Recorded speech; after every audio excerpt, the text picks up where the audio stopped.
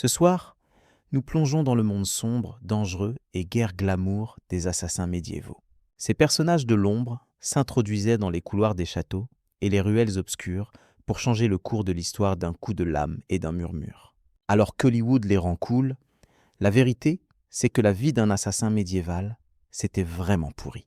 Avant de vous installer confortablement, prenez un instant pour aimer la vidéo et vous abonner, mais seulement si ce que je fais ici vous plaît vraiment. Dites-moi en commentaire d'où vous nous suivez et quelle heure il est chez vous. C'est toujours fascinant de voir qui nous rejoint aux quatre coins du monde. Maintenant, baissez un peu les lumières, allumez peut-être un ventilateur pour le petit ronronnement en fond et embarquons ensemble pour le voyage de ce soir. Soyons clairs, à l'époque médiévale, personne ne se réveillait en se disant « Vous savez quoi ? J'aimerais bien égorger un noble pour 12 pièces d'argent et l'agréable perspective de devoir me cacher dans un tonneau pendant 3 jours. » Devenir assassin n'était pas une vocation, c'était plutôt le terminus du train. Ma vie a mal tourné. La plupart des assassins médiévaux n'étaient pas des solitaires mystérieux, formés dans un temple perché sur une montagne. C'étaient des paysans désespérés, des soldats disgraciés, d'anciens voleurs au bon coup de main, ou des gens si invisibles pour la société qu'ils pouvaient tuer un homme sans même qu'on les remarque dans le recensement. Si vous étiez nanti, vous ne deveniez pas assassin. Vous en engagiez un. Si vous aviez un titre, des terres ou même une chèvre à votre actif, vous étiez dans la gestion. Mais si vous veniez de sortir de prison pour dette, que vous aviez la réputation de résoudre les problèmes et que vous saviez pénétrer discrètement dans une taverne, félicitations. Quelqu'un, quelque part, allait glisser une bourse de pièces sur la table et vous susurrer un nom. Et ce nom n'était pas drôle. On ne vous demandait pas d'abattre Robert, le paisible cultivateur de navets. C'était généralement un baron corrompu, un évêque trop avide d'or, ou quelqu'un qui avait 12 gardes du corps et un fossé. La rémunération était tentante, la mission horrifiante, mais quand on vous proposait le boulot, vous n'aviez plus rien à perdre. Pas de famille, pas d'avenir, et encore moins de mutuelle dentaire. Et n'oublions pas l'absence totale d'avantages. Pas de retraite, pas de gloire, pas de soirée de libre. Vous ne pouviez pas accrocher une pancarte « Élimination discrète sur rendez-vous ». Il fallait simplement rester silencieux, agir vite, et surtout ne jamais raconter ce que vous faisiez dans la vie. Surtout pas à voix haute, en sirotant une bière à l'auberge. Oh oui, moi, je suis marchand de tapis itinérant. Bref, personne ne rêvait de devenir assassin médiéval. On y arrivait parce que le monde vous avait broyé, puis recraché, capuche sur la tête et dague rouillée à la main. Vous n'étiez pas l'héroïne, ni même la méchante. Juste une note de bas de page qui mettait tout le monde mal à l'aise et qui probablement ne vivait pas assez longtemps pour profiter de sa bourse. Déconstruisons maintenant le premier mythe. Les assassins médiévaux ne s'entraînaient pas à la lueur d'une bougie dans un monastère secret, sous la houlette de mentors sages, avec une musique de flûte inspirante en fond. Il n'y avait ni montage, ni maître, ni petit discours de motivation.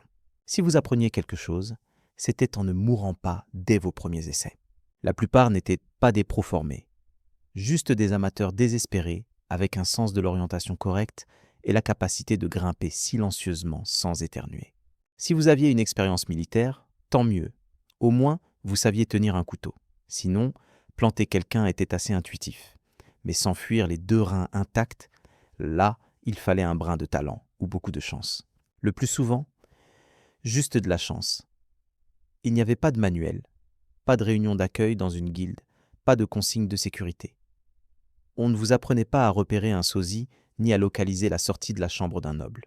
Vous le découvriez en vous hissant à la fenêtre, en vous demandant si vous veniez de pénétrer, encore, dans les quartiers des domestiques.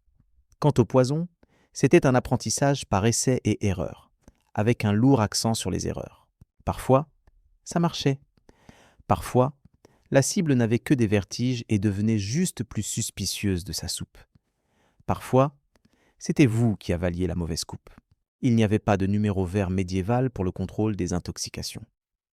Juste de l'espoir, des suppositions herboristes et un estomac solide. Certes, si vous étiez chanceux, vraiment digne du loto, vous pouviez glaner quelques astuces auprès de voleurs ou de mercenaires. Peut-être qu'un assassin plus âgé t'a montré à marcher sans craquer sur les pavés. Mais le mentorat n'était pas la norme. C'était rare et de courte durée, car les assassins ne prennent pas leur retraite. Ils disparaissent. Pour la formation aux armes, oublie ça. Tu ne baladais pas une épée large à la ceinture. Tu avais un poignard volé à un garde. Peut-être un garrot si tu voulais te donner un genre. Et tout ce qui tenait sous ta cape sans teinter. Non, tu n'étais pas un maître d'arts martiaux de l'ombre. Tu étais juste un gars aux mains calleuses, aux pas feutrés, et à la relation dangereusement intime avec les ruelles. Le succès ne venait pas de l'entraînement, mais de la survie. Tu as appris à tuer en le faisant vite, mal, puis en t'évaporant avant qu'on puisse croquer ton visage et l'accrocher à la porte d'une église. En un mot, ton éducation était brutale, pragmatique, sans aucune cérémonie de remise des diplômes. Juste des bleus, des taches de sang et la prise de conscience que tu étais entièrement livré à toi-même. Parlons maintenant de ce qui t'a poussé à devenir assassin.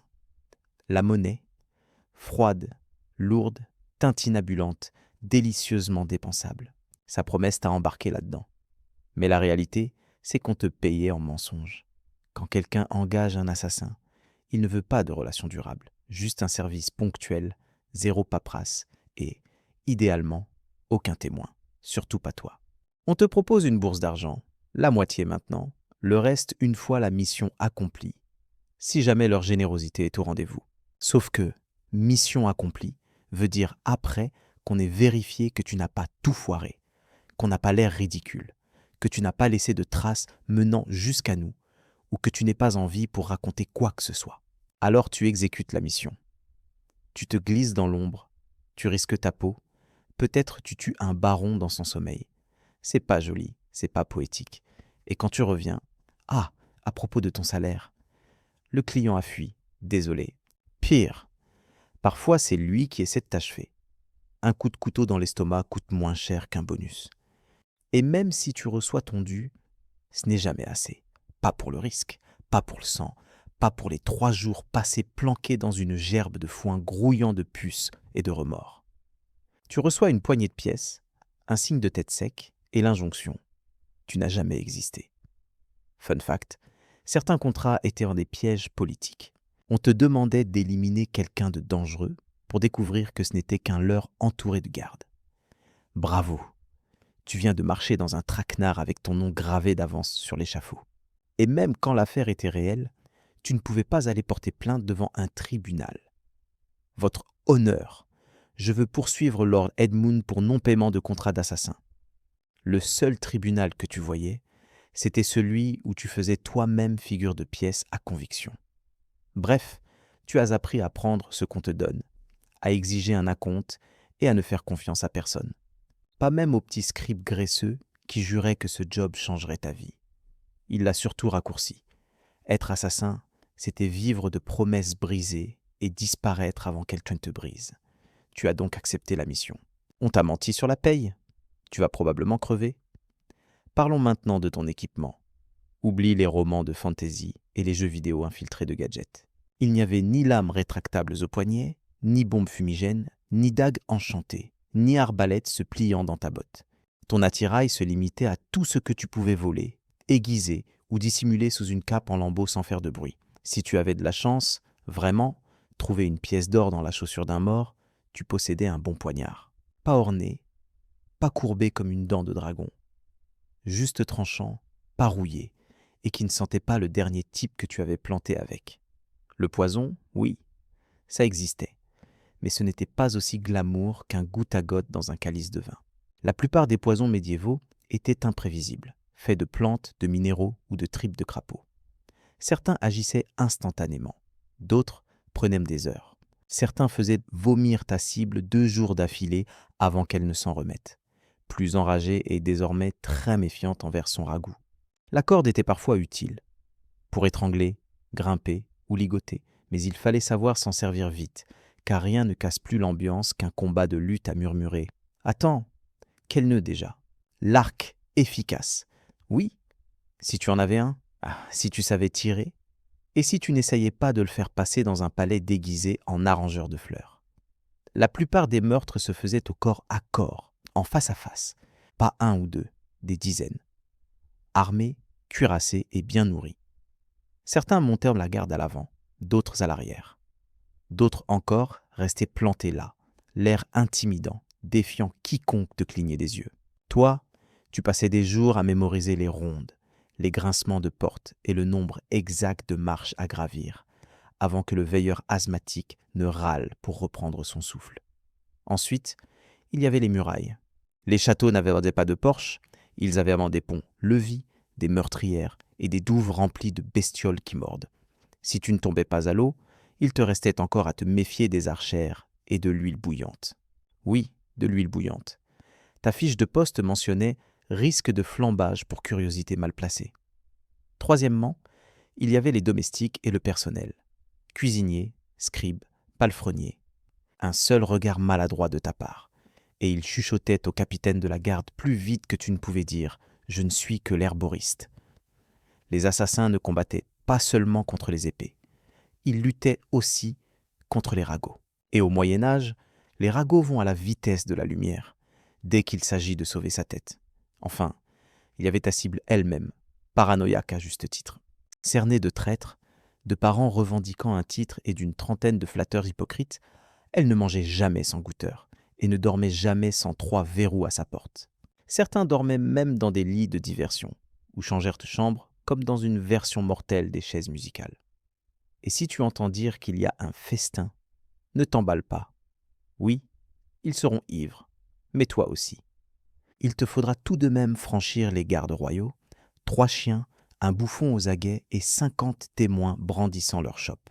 Approcher ta cible pouvait prendre des semaines. Te faire passer pour un serviteur, soudoyer une servante, te cacher dans un tonneau. Et quand le moment venu se présentait, tu n'avais qu'une seule chance. Un instant unique, précis, sans grincement, sans éclaboussure de sang, où tu disparaissais dans la nuit comme un spectre. Sinon, tu devenais le prochain avertissement public, pendu à la porte du château avec l'inscription « Bien essayé ». Soyons honnêtes, quand on imagine un assassin médiéval, on voit peut-être une silhouette en robe noire, brassard de cuir, capuche mystérieuse flottant au clair de lune. En réalité, tu ressemblais à un pauvre bougre de chevrier malade qui cache quelque chose. Les déguisements au Moyen-Âge n'étaient pas du dernier chic. Pas de cape sur mesure, pas d'armure rétractable. Tu portais ce que tu trouvais, haillons de paysan, robe de moine 2 tailles trop grande, ou reliquat d'un uniforme de garde qui empestait encore son ancien propriétaire. Le but était de passer inaperçu. Mais passer inaperçu signifiait ressembler à tous ceux qui n'avaient pas pris de bain depuis 2 semaines, boitaient de blessures anciennes et tremblaient de malnutrition. Tu n'étais pas suspecte à cause de ta cape. On te repérait parce que tu t'ajustais sans cesse la ceinture pour dissimuler un poignard emballé dans une gaze. Quant au masque, oublie ça. Il n'y avait pas d'option pratique. La plupart te faisaient passer pour un lépreux. Parfait pour éviter la foule, mais catastrophique pour t'immiscer dans une réception. Si quelqu'un te demandait qui tu étais, il fallait improviser. Moi, c'est frère Tobias. Je m'occupe de la prière silencieuse et de l'entretien des toits. Même si tu trompais les gardes, les maisons nobles n'étaient pas peuplées d'imbéciles. Les domestiques repéraient les visages inconnus, surtout ceux qui manœuvrèrent maladroitement les potes, chambres ou ignoraient le nom du chat du cuisinier. Tu étais toujours le nouveau. Je ne vous ai jamais vu ici, murmurait-il avant de dégainer un chandelier pour te remettre à ta place. Et si, contre toute attente, ton déguisement fonctionnait, félicitations. Il fallait tenir le rôle pendant des heures, en feignant d'ignorer tous ces gens qui méritaient un coup de dague. Ah, et les perruques ? Elles n'existaient même pas. Pour paraître plus vieux ou plus jeune, tu te barbouillais la figure de suie, tu plissais les yeux, et tu espérais qu'aucun curieux ne s'approche assez pour découvrir que ta barbe tenait avec du miel. Pas 1 ou 2, mais des dizaines, armés, cuirassés et bien nourris. Certains montèrent la garde à l'avant, d'autres à l'arrière. D'autres encore restèrent plantés là, l'air intimidant, défiant quiconque te clignait des yeux. Toi, tu passais des jours à mémoriser les schémas de patrouille, les grincements de chaque porte, et le nombre exact de marches avant que le veilleur asthmatique ne réclame une pause. Ensuite, il y avait les remparts. Les châteaux n'avaient pas de porches. Ils disposaient de herses, de machicoulis et de douves peuplées de créatures prêtes à mordre. Si tu ne sombrais pas dans l'eau, il te restait encore à te méfier des meurtrières et de l'huile bouillante. Oui, de l'huile bouillante. Ta fiche de poste stipulait « Attention, risque de flambage en cas de curiosité déplacée. Troisièmement, il fallait composer avec les domestiques et le personnel. Cuisinier, scribe, palefrenier. Un seul faux pas de ta part et il rapportait tout au capitaine de la garde plus vite que tu ne pouvais dire. Je suis simplement l'herboriste. Les assassins devaient non seulement se battre contre les épées, mais aussi contre les commérages.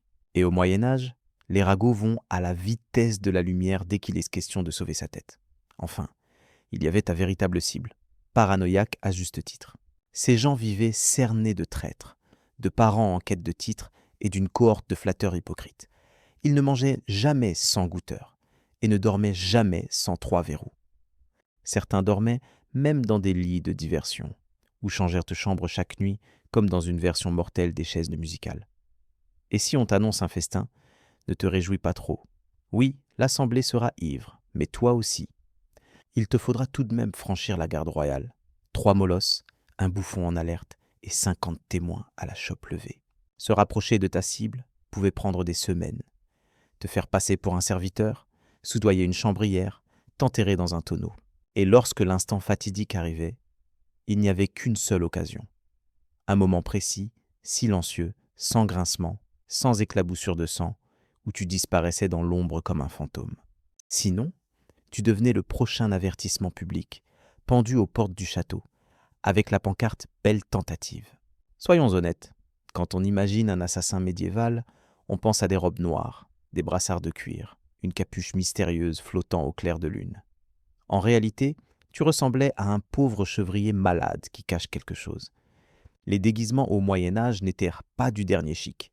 Pas de cape sur mesure, pas d'armure rétractable. Tu portais ce que tu trouvais. Haillons de paysan, bure de moine de taille trop grande ou reliquat d'un uniforme de garde, encore imprégné de l'odeur de son ancien propriétaire. Le but était de passer inaperçu. Mais passer inaperçu signifiait se fondre dans la masse de ceux qui n'avaient pas pris de bain depuis 2 semaines, boitaient depuis une vieille blessure et tremblaient de faim. Tu n'étais pas suspect à cause de ta cape, mais parce que tu ajustais sans cesse ta ceinture pour dissimuler un poignard enveloppé de gaz. Quant au masque, oublie cela. Il n'y avait pas d'option pratique. La plupart te faisaient ressembler à un lépreux, idéal pour éviter la foule, catastrophique pour t'infiltrer dans une réception. Et la vérité, c'est que ton déguisement ne te protégeait pas. Il t'offrait peut-être 5 minutes de confusion. Puis tu devais disparaître, devenir invisible, ou te montrer incroyablement convaincant. Si quelqu'un perçait ton secret, disons simplement que personne ne souhaite être l'assassin coincé dans la lingerie de l'évêque, revêtu d'un habit de nonne et brandissant une épée, surtout pas le jour d'une fête. Au Moyen-Âge, si tu étais assassin, tu n'avais pas d'équipe, pas de complice à l'arbalète, pas d'alchimiste génial dans une tanière secrète, pas de supérieur te passant des parchemins codés et des mots d'encouragement. Il y avait toi, un poignard rouillé et une confiance en autrui complètement brisée. Pas de guilde sur laquelle compter, ou juste des rumeurs de confréries d'assassins qui restaient comme des racontards de taverne pour passer le temps. Tu avais plus de chances de croiser un fantôme que de rencontrer un autre tueur professionnel désireux de réseauter. Pourquoi cette isolation ? Parce que dans ton métier, moins on savait que tu existais, plus tu survivais. Chaque contact était un risque, chaque langue trop pendue un potentiel nœud coulant. Ton commanditaire ignorait peut-être ton véritable nom. Et si jamais il le savait, tu préparais déjà ta fuite. La camaraderie ? Un mot risible. Les amis posent des questions. Les amours remarquent les bleus, les taches de sang. Pourquoi tu dors toujours avec une lame sous l'oreiller ? Tu ne pouvais pas t'installer, tu n'en avais pas les moyens. Une erreur, une reconnaissance au marché, et toute ta vie se transformait en course effrénée jusqu'à la bouche d'égout la plus proche. Même les autres criminels te tenaient à distance.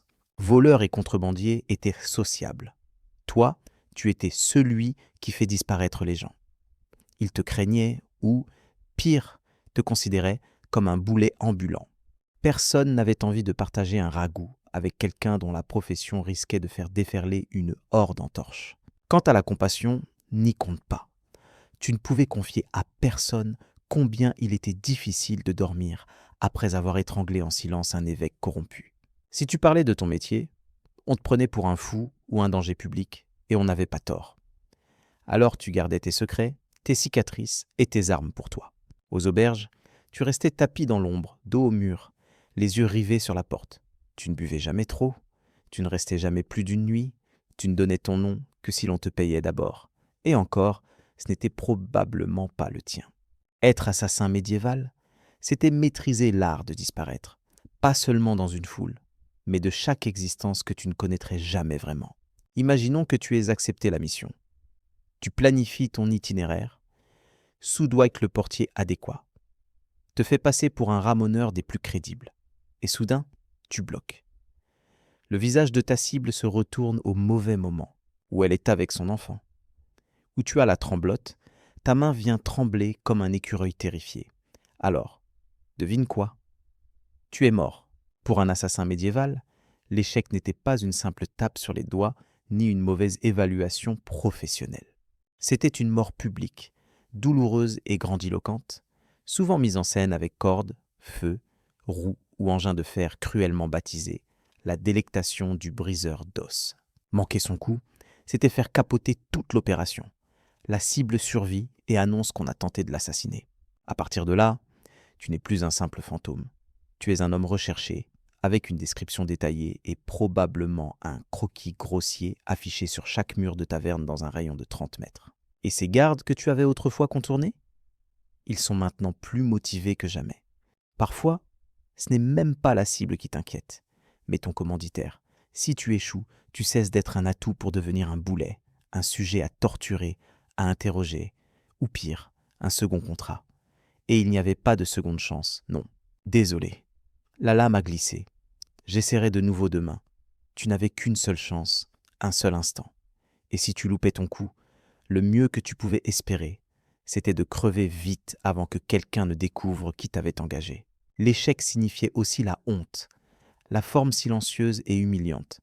Tu n'avais pas seulement raté le meurtre, mais tu avais failli à l'invisibilité, failli à la perfection. Or, pour un assassin, la perfection, c'était la survie. Tout écart revenait à peindre une cible sur ton dos et à répéter ton dernier discours. Peu importaient tes 12 succès précédents. Dans ce métier, on n'était jugé que sur son dernier coup. Et si celui-ci échouait, autant prendre la fuite immédiatement. Alors tu as agi. Le plan a fonctionné. La dague a frappé juste. Pas de cri, pas de garde, juste un corps qui tombe et cette personne importante qui ne l'est plus. Félicitations. Maintenant, cours pour ta vie.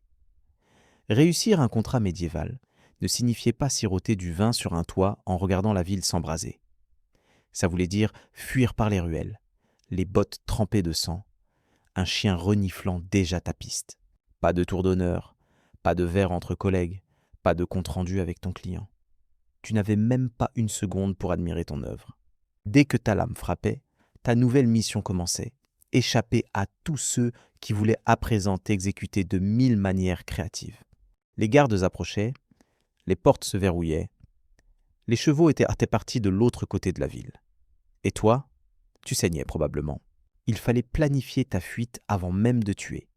Itinéraire, déguisement, refuge, peut-être un batelier à qui tu devais une faveur, ou qui posait peu de questions. Car la ville allait refermer ses portes en quelques minutes. Personne ne voulait de scandale. Verrouillage des remparts, poste de garde armée et une douzaine d'hommes furieux, portraits grossiers en main, potentiellement armés et extrêmement dangereux. Quant aux clients, s'ils pensaient vraiment te payer, ils ne t'attendraient pas dans une auberge chaleureuse avec sourire et carte de remerciement. Il disparaîtrait lui aussi. Un assassin sorti d'une mission, c'est la personne la plus dangereuse du royaume. Tu en savais trop, tu avais démontré que tu pouvais pénétrer là où d'autres échouaient. Alors même après avoir réussi, tu repartais avec des pièces d'argent dans une main et une cible géante dans le dos. Et ton lot? Une semaine à dormir dans des granges, à soudoyer des capitaines de ferry, à te raser dans l'obscurité en te faisant passer pour frère Lucien parmi les moines en partance vers l'Est. Car le succès ne garantissait pas la survie. Il te forçait à recommencer le jeu dans une nouvelle ville, sous un nouveau nom, avec encore plus de chasseurs à tes trousses. Oui, tu avais tué ta cible. Maintenant, cours comme si ta vie en dépendait. Et comme si ce job n'était pas déjà assez misérable. Pauvre, traqué, dormant dans des endroits qui puent la bique, tu devais encore composer avec la paranoïa follement créative de ton entourage. Au Moyen Âge, les assassins n'étaient pas seulement craints, ils étaient considérés comme maudits. Pour le paysan moyen, tu n'étais pas qu'un tueur encapuchonné, tu étais une créature impie, murmurant aux démons et badigeonnant ta lame de tripes de crapaud sous la pleine lune. Sinon, comment aurais-tu pu passer les gardes et disparaître dans la nuit? La logique n'avait que peu de place alors, mais la superstition régnait partout. Certains prétendaient que les assassins pouvaient changer de forme. D'autres affirmaient qu'ils n'étaient invisibles qu'à l'abri de l'eau bénite. Un conte populaire racontait qu'ils passaient pacte avec les esprits forestiers et pouvaient respirer la mort à travers les murs. Imagine traverser un village et entendre une femme murmurer « Ne le regarde pas dans les yeux, sinon il jette un sort au bébé ». Même tes outils étaient suspects. Porter un poignard, forcément forgé dans une fournaise maudite. Utiliser du poison, ce n'était pas de la chimie, c'était de la sorcellerie, sans doute préparée avec un orteil tranché sous lune de sang. Tu pourrais croire que cette peur jouait en ta faveur. Après tout, les gens t'évitaient, non? Mais la réalité était pire. Une foule superstitieuse ne pose pas de questions. Elle lance des pierres, allume des feux et crie « Brûlez-le avant qu'il n'appelle la foudre ». Ta réputation poussait à la surenchère. À la moindre mort inexpliquée, maladie, accident, étouffement avec un os de poulet, quelqu'un chuchotait. Peut-être le sombre fantôme, peut-être que c'était lui. Tu pouvais être traqué, rien que pour être dans le même village qu'un décès suspect. Alors, il fallait toujours avancer, sans jamais t'arrêter. Rester trop longtemps, et voilà qu'un prêtre sonne la cloche, tandis que 5 paysans en colère brandissent des fourches comme s'ils attendaient ce moment depuis toujours. Et bon courage si on te surprenait avec quoi que ce soit d'un peu bizarre. Des herbes séchées, des pièces étrangères, ou même un accent qui détonne. C'était suffisant pour qu'on crie « sorcier » et qu'on allume un bûcher. Dans un monde où l'on croyait que les monstres avaient un visage humain, être trop discret, trop malin ou trop rapide te classait immédiatement parmi les menaces. Or, selon la logique médiévale, les menaces devaient mourir vite, de préférence en flammes. Ah, le poison, arme d'élégance de l'assassin. Un meurtre silencieux, sans éclaboussure, sans cri, pas de métal sur l'os, juste une gorgée, un vacillement, un dernier soupir, et c'est fini. C'est la théorie. Dans la pratique, empoisonner quelqu'un au Moyen-Âge, c'était comme tenter de triompher dans une rixe de taverne en sirotant une tisane et en faisant les gros yeux. D'abord, les poisons n'étaient pas fiables. Point de cyanure purifié, ni de gélules mort instantanées. Mais des plantes, des champignons, des minéraux, parfois même des crapauds. Il fallait récolter, broyer, préparer. Et crois-moi, l'effet pouvait se limiter à une vilaine indigestion, suivie d'une détermination renouvelée à renforcer l'escouade de gardes anti-assassins. Pas de dosage scientifique. Tu improvisais. Une pincée de trop peu. Et ton noble vomit son souper et annule la fête. Une pincée de trop, et c'est toi qui y passes, avant la première entrée. De plus, les cuisines médiévales étaient un chaos absolu. Tu ne pouvais pas simplement te glisser pour assaisonner la soupe à la belladone. Il fallait soudoyer ou usurper un cuisinier, agir quand personne ne regardait, ou pire, tenter d'empoisonner un plat qui passait entre 3 goûteurs. Et un chien. Oui, un chien. Et si ta cible était un noble, le repas devenait une opération militaire. Les mets étaient goûtés, bénis, reniflés par tout le personnel, du maître d'hôtel au bouffon. Lorsque la nourriture arrivait enfin dans son assiette, elle avait subi plus de contrôle qu'un mariage royal. Même en supposant que tu réussisses à glisser le poison sans te faire repérer et que la cible en prenne une bouchée, la suite restait hautement imprévisible. Certains poisons agissaient en quelques heures, d'autres en plusieurs jours. Un instant, ton marquis rit à ta blague. L'instant d'après, il se tord de douleur et réclame son astrologue. Et s'il s'en tirait, devine qui on accuserait. Pas le cuisinier, pas le goûteur, mais toi. L'homme discret à l'œil de vieux renard et aux connaissances botaniques suspectes.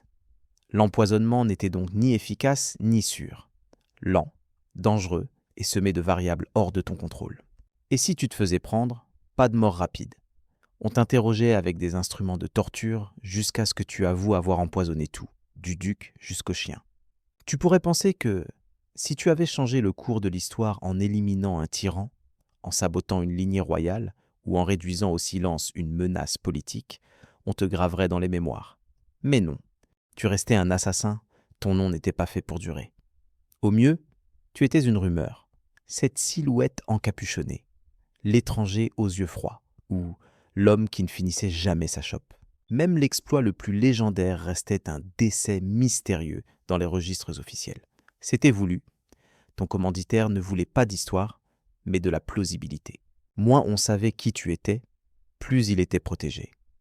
Et moins il risquait d'être empoisonné à son tour par toi. Ton nom était enterré dès la fin du contrat.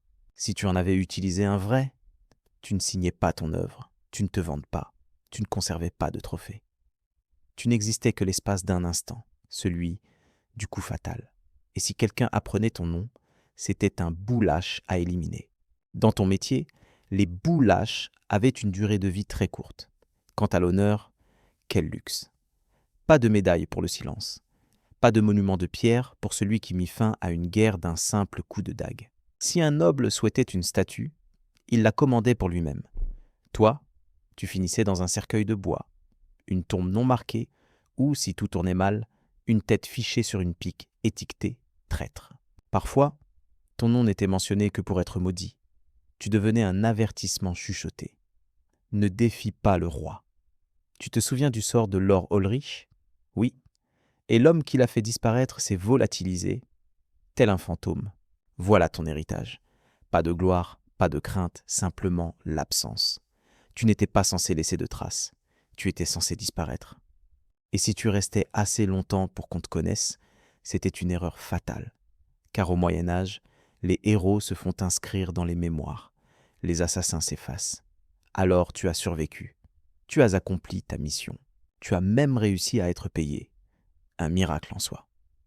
Il ne te restait plus qu'à te faire discret, garder la tête basse et espérer que ton client respecte sa parole et protège ton identité. N'est-ce pas faux? Dans le monde de l'assassinat médiéval, il existait une règle encore plus sacrée que ne te fais pas prendre. Ne fais confiance à personne, surtout pas à celui qui te verse l'argent. Ton client, noble, marchand ou évêque ambitieux au code moral plutôt laxiste, ne t'a pas engagé par respect, mais parce qu'il avait besoin d'une chose atroce, et que tu étais l'outil le plus tranchant de l'ombre. Une fois la mission terminée, tu deviens une variable incontrôlable. Tu sais qui voulait qui mort, quand, pourquoi et pour quel tarif. Ça fait de toi un danger, non seulement pour leurs ennemis, mais pour eux aussi. Que font-ils alors? Ils te ghostent. Ils nient t'avoir jamais rencontré. Pire encore, ils envoient un autre assassin pour régler le premier, toi, et boucler le contrat avec quelque chose de plus tranchant qu'une encre sèche. Certains commanditaires double réserve, même. Ils embauchent un tueur pour le job, puis un second pour éliminer le premier. Pas de remboursement, juste un risque réduit. Si jamais tu oses faire du chantage à ton client ou menacer de le livrer, c'est audacieux. Et ton erreur finale. Car les puissants du Moyen-Âge ne négocièrent pas avec les assassins, ils les écrasaient. Si ton client avait un soupçon d'honneur, une espèce rare, tu aurais peut-être été payé et laissé tranquille. Mais même là, tu devais supposer qu'il t'observait à distance, quelqu'un déjà affûtant une lame et mémorisant ta démarche. Tu étais le secret qui ne parle pas, l'ombre qui ne peut pas rester. Même le succès ne suffit pas à inspirer la confiance. À leurs yeux, si tu as tué une fois, tu peux recommencer. Et personne, pas même celui qui t'a engagé, ne veut être la prochaine cible. Supposons que tu aies défié les pronostics. Tu as survécu aux missions, aux mensonges, aux empoisonnements, aux trahisons. Tu as survécu à tes ennemis, à tes employeurs et probablement à ta propre conscience. Et maintenant, te retirer? Absolument pas. Car au Moyen-Âge, les assassins n'avaient pas de plan de retraite, pas de banquet d'adieu, pas de cottage paisible au bord de la mer, pas de pension versée en pièces d'or et en chuchotements reconnaissants. Tu ne glissais pas vers une vie tranquille. Tu disparaissais ou tu mourais, souvent les deux. Le problème était simple, tu n'étais jamais en sécurité. Même si tu t'éloignais du métier, ton passé ne te lâchait pas.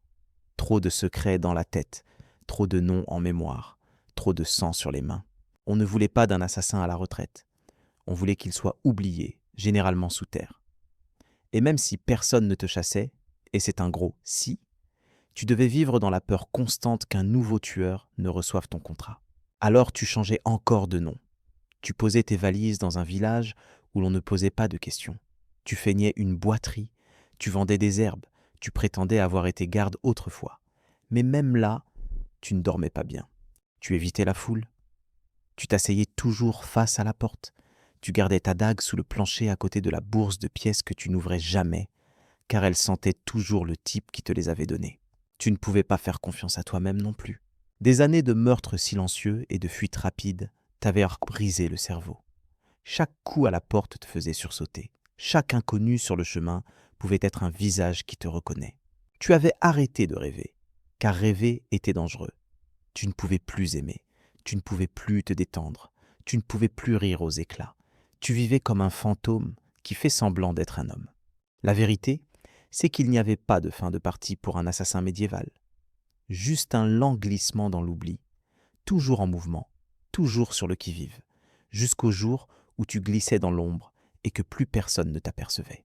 Et peut-être que c'était le mieux qu'on puisse espérer. À présent, tu l'as compris, être assassin médiéval n'était ni poétique, ni noble, ni vraiment lucratif. C'était une carrière sombre, ingrate, brève, enveloppée de bandelettes sanglantes et poursuivie par une foule qui voulait ta mort.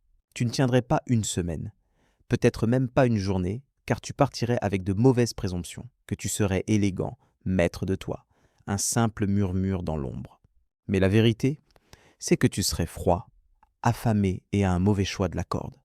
Tu glisserais en ville, ta cape serrée autour de toi, prêt à l'action, pour découvrir que ta cible a changé d'endroit. Les gardes sont ivres, mais prompts à dégainer. Et le palefrenier que tu as soudoyé t'a vendu pour une chope de bière et un morceau de pain. Tu bloques au mauvais moment. Tu plantes ta lame dans la mauvaise personne. On te repère grâce à une servante qui t'a déjà aperçu près de la chapelle. Et soudain, tu n'es plus un fantôme. Tu deviens le problème. Que fais-tu alors? Tu fuis. Mais tu n'es pas habitué au terrain médiéval. La boue, les pavés irréguliers, l'incroyable nombre de poulets en liberté dans les rues. Tu glisses, tu tombes. Un garde nommé Thomas, fraîchement largué et en quête d'exutoire, te plaque au sol. Admettons que tu t'en sortes. Alors commence l'après-coup. Pas d'alliés, pas d'honneur et pas d'avenir. Juste des chuchotements, la suspicion et la prise de conscience que même si tu réussis, le mieux que tu puisses espérer, c'est de mourir vieux et seul, caché derrière un faux nom dans un village qui croit encore aux faits. Bref, non, tu ne tiendrais pas. Et franchement, tu ne devrais même pas essayer, car la vie d'assassin n'était pas cool. C'était une machine cruelle qui broyait les hommes pour ne rejeter que des ombres. Elle offrait le pouvoir sans la paix et un but sans place dans le monde. Tu ne faisais pas l'histoire, tu t'en effaçais. Et la seule chose qui t'attendait au bout du chemin, c'était le silence. Un silence qu'on ne questionnait pas, puisqu'on avait même oublié que tu avais jamais été là. Avant qu'elle ne devienne la redoutée reine de Macédoine, Olympia s'était connue sous le nom de Mertaille, princesse méloïenne des terres tribales et accidentée d'Épire. Son peuple prétendait descendre d'Achille en personne. Qu'il y ait vraiment du sang de héros dans ses veines ou non, une chose était sûre. Ce n'était pas une femme née pour rester en marge de l'histoire. Très tôt, Mertaille baigna dans le mystère et les rites. Son éducation fut façonnée non seulement par la politique, mais aussi par la prophétie, les cérémonies extatiques et une vénération profonde pour les anciens dieux. Elle n'était pas de ces princesses qui souriaient en brodant des tapisseries. Non, elle se sentait attirée par les serpents, les présages et les cérémonies frénétiques du culte de Dionysos, où les femmes dansaient pieds nus au clair de lune, invoquant le divin en état de transe. Sa connexion au Dieu n'était pas de la comédie. Elle était intime. Elle ne se contentait pas de vénérer, elle incarnait. Selon des sources antiques, sans doute écrites par des hommes à la fois terrifiés et fascinés, elle gardait des serpents sacrés dans ses appartements et leur permettait même de s'enrouler près d'elle dans son lit. Qu'il s'agisse d'une réalité littérale ou d'une calomnie dont s'entourent souvent les femmes puissantes, nul ne le sait, mais cette histoire perdura. Aux yeux de ses alliés, elle la rendait divine. À ceux de ses ennemis, dangereuse. Son véritable pouvoir ne naquit ni sur un champ de bataille, ni dans une salle du trône, mais dans le vacillement incertain des torches, parmi les chuchotements des prêtresses et les corps ondulants des serpents. Elle n'était pas qu'une princesse, c'était une oracle vivante, une femme touchée par quelque chose de plus ancien que la politique et plus froid que l'acier. Quand Philippe II de Macédoine, brutal, brillant et réputé pour son appétit charnel, arriva à Samothrace pour une initiation religieuse, il ne rencontra pas seulement une belle princesse, il rencontra un mystère qu'il ne pouvait pas refuser. Leur mariage fut plus qu'une alliance politique. Ce fut la collision de la prophétie et du pouvoir, ponctuée d'augures dès les premiers instants. Certains disaient que la foudre frappa le ciel la nuit de leurs noces. D'autres affirmaient qu'Olympias rêva d'un éclair pénétrant son sein. Tout cela devint légende. Mais une chose reste certaine, l'union d'Olympias et de Philippe ne donna pas seulement un enfant. Elle donna le monde à Alexandre le Grand. Et Olympias comptait bien façonner son destin dès le premier souffle. Le mariage d'Olympias avec Philippe II n'était pas le conte de fées qu'on imagine souvent pour la reine qui allait engendrer un empire. Dès le début, ce fut un mélange explosif de prophétie, de fierté et de paranoïa. Philippe, impitoyable, charismatique et collectionnant déjà les épouses comme des trophées, épousa Olympias vers 357 avant Jésus-Christ. Elle n'était sans doute qu'une adolescente, mais pas du tout naïve.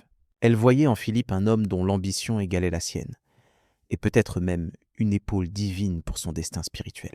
La Macédoine n'était pas un royaume facile à intégrer. C'était une terre de fer et d'aspiration où les rois se faisaient assassiner par des cousins, et où les frères se muent en rivaux du jour au lendemain. Mais Olympias, la prêtresse de Paphier, entra avec la tête haute et les yeux déjà posés sur la couronne. Leur mariage fut houleux dès le début. Philippe, malgré tout son génie politique, n'était pas fait pour la monogamie. Il continua à prendre plusieurs épouses, souvent pour sceller des alliances, toujours pour accroître son pouvoir. Mais Olympias n'était pas du genre à rester en retrait. Elle tint sa propre cour, forgea ses propres alliances et consultait oracles et rites pour deviner son avenir, et peut-être celui de Philippe. Puis vint la naissance d'Alexandre, elle aussi enveloppée de signes célestes. Selon la légende, Olympias rêva qu'un éclair frappait son sein et que des flammes dansaient autour de son enfant sans le brûler. Philippe, de son côté, aurait eu la vision d'un lion scellant le ventre de sa femme. Oui, un lion littéral. Qu'ils aient cru à ses songes ou les aient instrumentalisés, tous deux agirent comme si Alexandre n'était pas seulement appelé à régner sur un royaume, mais sur le monde entier. Pourtant, alors que l'enfant était célébré, les fissures dans le mariage royal s'élargissaient. Olympias nourrissait de l'amertume envers les autres épouses de Philippe, en particulier sa seconde épouse macédonienne, Cléopâtre Eurydice, qu'il épousa plus tard. Ce n'était pas un simple différend domestique, c'était une menace. Cléopâtre, née en Macédoine, offrirait à tout fils qu'elle aurait un sang jugé plus pur par la noblesse locale, et donc une légitimité directe au trône. Olympias le comprit clairement. Le palais n'était pas seulement un foyer, c'était un champ de bataille, et elle userait de tous ses serpents, rêves, rites et murmures pour assurer non seulement la mémoire de son fils, mais aussi son couronnement. Elle n'était plus Myrtaille, elle était devenue Olympias, et personne n'arriverait au trône de son fils sans affronter sa colère. Lorsqu'Alexandre atteint l'adolescence, le palais de Pélas s'était transformé en zone de guerre, faite d'insultes voilées, de manœuvres politiques et de rivalités amères. Olympias ne luttait pas seulement pour l'influence, elle luttait pour sa survie. Elle savait la cour infestée de serpents, mais c'était elle qui leur avait appris à mordre. Philippe II s'éloignait peu à peu d'elle. Il multipliait ses campagnes, noyait ses soirs dans l'alcool, et pire encore, écoutait de plus en plus ses conseillers macédoniens. Le coup de grâce vint quand il épousa la jeune Cléopâtre Eurydice, à ne pas confondre avec Cléopâtre d'Égypte, dont l'oncle Athélas était l'un de ses généraux en chef. Pour Olympias, ce ne fut pas seulement une trahison, mais une déclaration de guerre. La cérémonie nuptiale fut un fiasco, le festin un chant de moquerie. Athélas, ivre, railla publiquement Olympias et Alexandre, mettant en doute la légitimité de la naissance du jeune prince, fils de Philippe ou enfant d'un dieu, comme elle aimait le clamer. Ce fut pensé pour l'humilier, mais Olympias saisit le mythe, qu'il chuchote, qu'il croit que mon fils est touché par Zeus. Cette rumeur le rendait intouchable. Alexandre quitta la fête en furie, et Olympias se retira temporairement de Macédoine, se réfugiant à Ambracie. Son exil n'était pas une défaite, mais une stratégie. Dans sa patrie, elle restait souveraine, capable de rallier des alliés, de murmurer à l'oreille des puissants et de regarder le palais de Philippe pourrir de l'intérieur. Elle n'avait pas besoin d'être présente physiquement pour rester dangereuse. Puis survint l'onde de choc. Philippe fut assassiné lors du mariage de sa fille, alors qu'il s'apprêtait à envahir la Perse et à se couronner non plus roi de Macédoine, mais empereur du monde connu. La question résonnait dans chaque corridor de marbre et chaque salle éclairée à la torche. Qui l'a fait? Porcenius le garde éconduit? Un complot de cour? Alexandre lui-même? Ou, à voix basse, Olympias? Personne ne put le prouver. Personne n'osa l'avouer. Mais beaucoup y crurent. Quelques jours à peine après l'assassinat, Cléopâtre, Eurydice et son nouveau-né furent retrouvés morts, assassinés, selon certains, par Olympias elle-même. Le serpent était de retour au palais, et plus rien ne séparait son fils du trône. Alors que le royaume baignait dans la confusion et le deuil, Olympias porta son coup. Pendant que d'autres tâtonnaient pour comprendre le chaos, elle frappa vite, brutalement et avec une détermination sans faille. D'abord, Cléopâtre Eurydice, la jeune reine macédonienne et épouse rivale, fut éliminée. Selon des récits glaçants, Olympias n'a pas seulement fait assassiner Cléopâtre. Elle transforma sa mort en un spectacle symbolique, public et humiliant.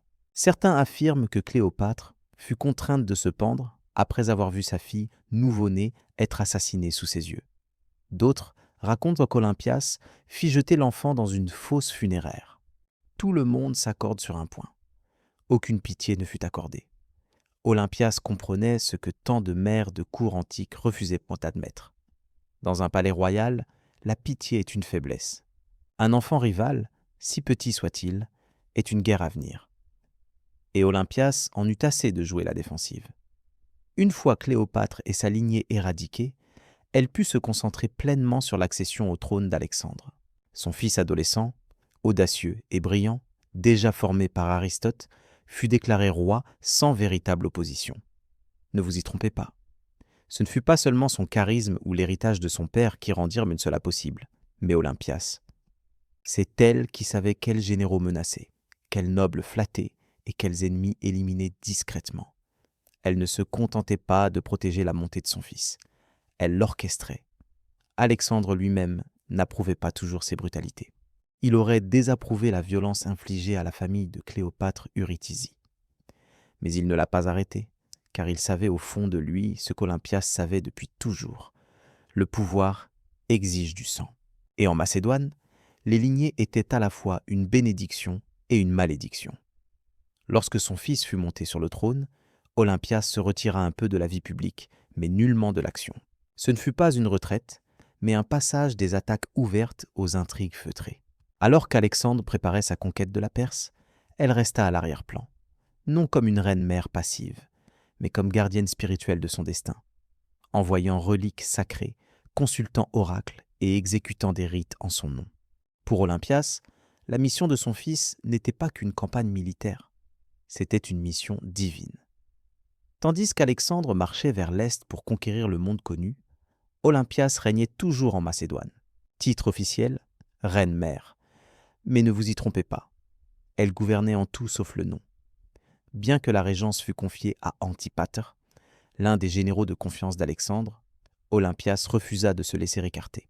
Elle lui écrivait sans cesse, non de tendres missives maternelles, mais des briefings politiques où se mêlaient oracles et venin, conseillant, avertissant et parfois réprimandant son fils. En Macédoine, Antipater voyait d'un mauvais œil cette ingérence.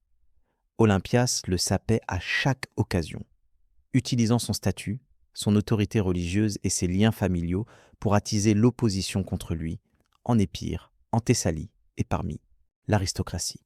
Elle répandait des rumeurs en un éclair, et avec Olympias, un simple murmure pouvait s'avérer plus mortel qu'une épée.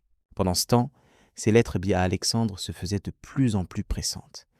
Elle le mettait en garde contre les ambitions d'Antipater, le dressait en rival de Philippe, prêt à trahir et usurper. Qu'elle le croie vraiment ou qu'elle craigne avant tout de perdre sa mainmise, elle ne cessait de pousser son fils à agir. Alexandre, cependant, hésitait. Il avait besoin d'Antipater pour garantir l'ordre en Grèce pendant qu'il combattait en Asie. Et le fossé entre maire et général ne cessait de se creuser. Olympias observait, patientait, mais sous ses atours de prêtresse et de mère inquiète, elle s'impatientait. Elle n'avait pas survécu aux années de guerre de palais pour se faire diriger par un vieux soldat. Alors que l'empire d'Alexandre s'étendait de l'Hellespont aux rives de l'Indus, Olympias perçut les premières fissures. Son fils s'engageait trop loin, faisait confiance à trop de conseillers étrangers et s'éloignait d'elle et des dieux. Elle savait que ses victoires venaient de la faveur divine et d'elle. Et si Alexandre l'oubliait, Olympus savait rappeler au roi d'où venait véritablement leur pouvoir, même quand le roi en question était son propre fils. Lorsque la nouvelle de la mort d'Alexandre à Babylone parvint en Macédoine en 323 avant Jésus-Christ, ce ne fut pas un coup de trompette, mais un coup de dague. Pour Olympias, ce n'était pas seulement la perte d'un fils, c'était l'effondrement du monde qu'elle avait mis des décennies à bâtir. Son garçon, la tempête divine dont elle avait prophétisé la venue, élevé et déchaîné, avait disparu, ne laissant derrière lui ni héritier clair, ni successeur unique, mais seulement le chaos. L'empire qu'il avait forgé se fracturait déjà. Les généraux, prétendus successeurs, le dépeçaient comme des chacals se partageant une carcasse. Antipater détenait toujours la régence en Macédoine et en Grèce, et ne portait aucun amour pour Olympias. Pire encore, sa fille Cléopâtre, sœur d'Alexandre, était l'objet de toutes les convoitises. Les généraux rivaux la courtisaient, espérant s'appuyer sur son sang pour revendiquer le trône. Olympias comprit que la guerre civile n'était plus un risque, mais une fatalité. Et, une fois de plus, elle devrait agir. N'ayant plus Alexandre, elle se concentra sur son petit-fils, Alexandre IV, né de Roxane la Bactrienne. Roxane, encore en Macédoine, était vulnérable. L'enfant l'était davantage encore. Olympias reconnut que ce garçon était désormais la dernière parcelle d'héritage de son fils. Une cible, mais aussi une arme.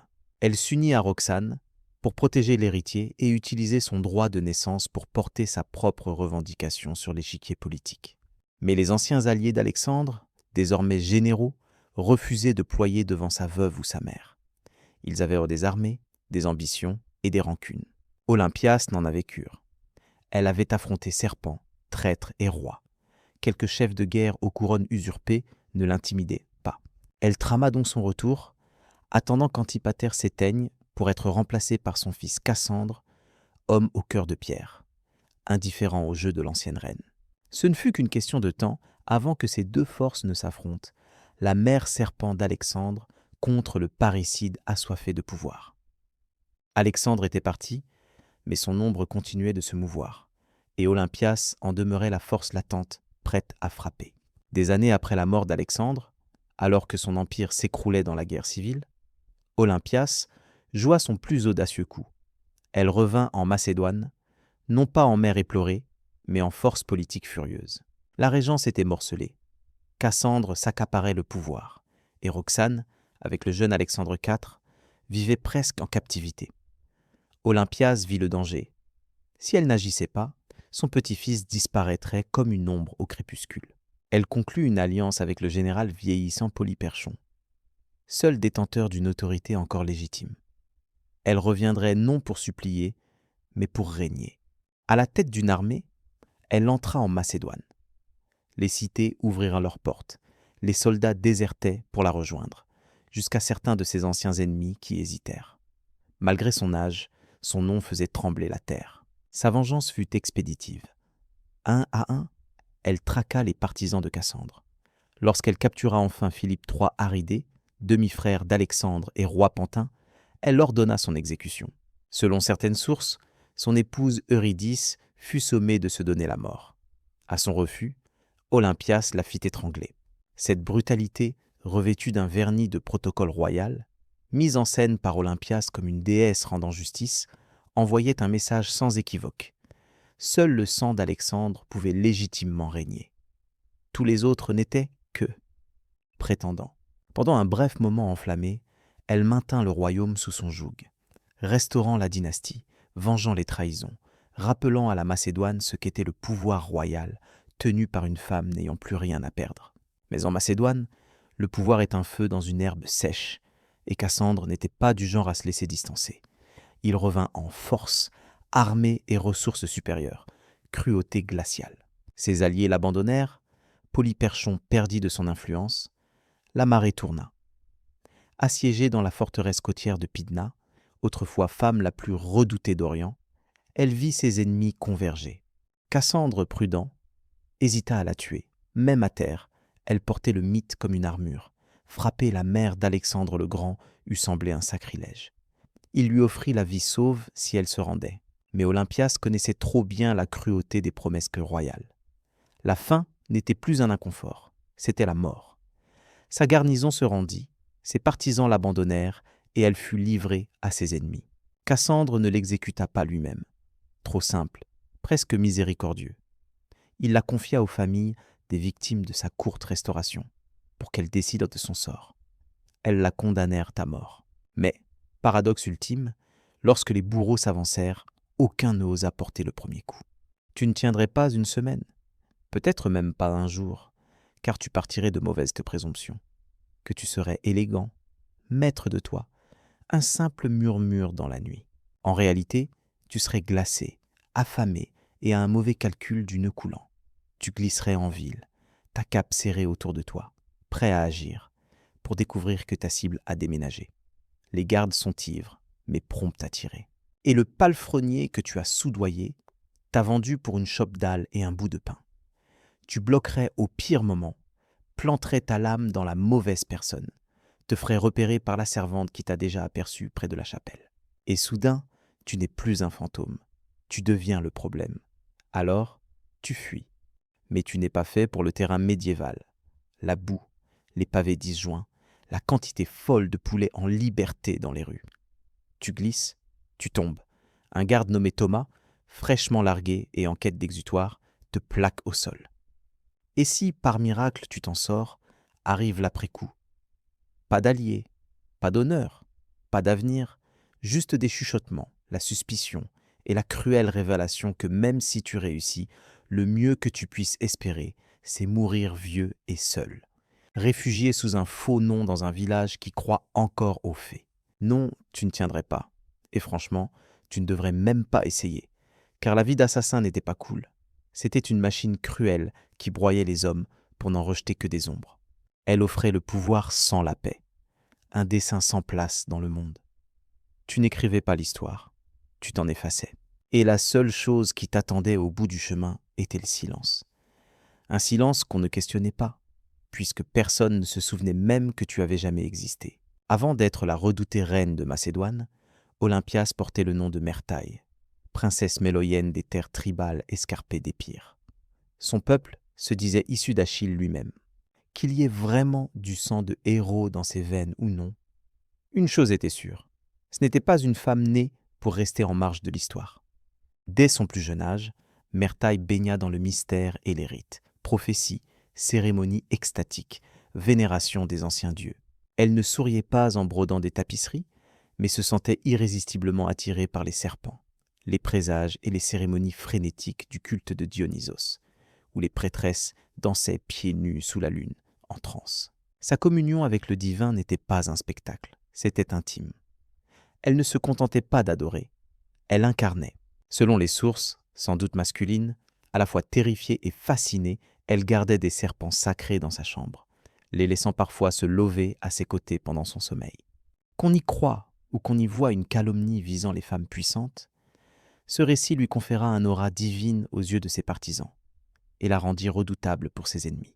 Le véritable pouvoir d'Olympias ne naquit ni sur un champ de bataille, ni dans une salle du trône, mais à la lueur vacillante des torches, parmi les chuchotements des prêtresses et les corps sinueux des serpents.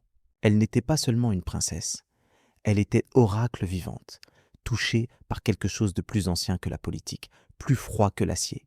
Lorsque Philippe II de Macédoine, brutal, brillant et renommé pour sa fougue, jeta l'ancre à Samothrace pour une initiation religieuse, il ne rencontra pas qu'une belle princesse, mais un mystère irrésistible. Leur mariage fut bien plus qu'une alliance politique. Il mêlait prophétie et pouvoir. Certains prétendirent que la foudre frappa le ciel le soir de leurs noces. D'autres que la reine rêva d'un éclair pénétrant son sein. Qu'ils y crussent, ou qu'ils se servissent de ces signes, ils agitèrent la légende d'un enfant destiné non seulement à régner sur la Macédoine, mais sur le monde entièrement. Le mariage n'apaisa pas les tensions. Olympias nourrissait une rancune tenace envers Cléopâtre Eurydice, l'épouse macédonienne de Philippe, dont l'oncle Athélas commandait l'armée. Considérée comme une menace pour la succession d'Alexandre, Cléopâtre fut éliminée de la manière la plus cruelle, réduite à l'humiliation publique, contrainte parfois au suicide, et selon certaines sources, témoin de la mise à mort de sa propre fille. Pour Olympias, la pitié était un luxe qu'une reine ne pouvait se permettre, et toute lignée rivale devenait une guerre à venir. Avec Cléopâtre et sa descendance éradiquée, Olympias put assurer la montée sur le trône de son fils adolescent. Alexandre, déjà instruit par Aristote, est déclaré roi sans réelle opposition. Mais ce succès ne résulta pas seulement de son héritage ou de son charisme, c'était le fruit du travail d'Olympias, qui savait menacer les généraux, flatter les nobles et éliminer les adversaires dans l'ombre.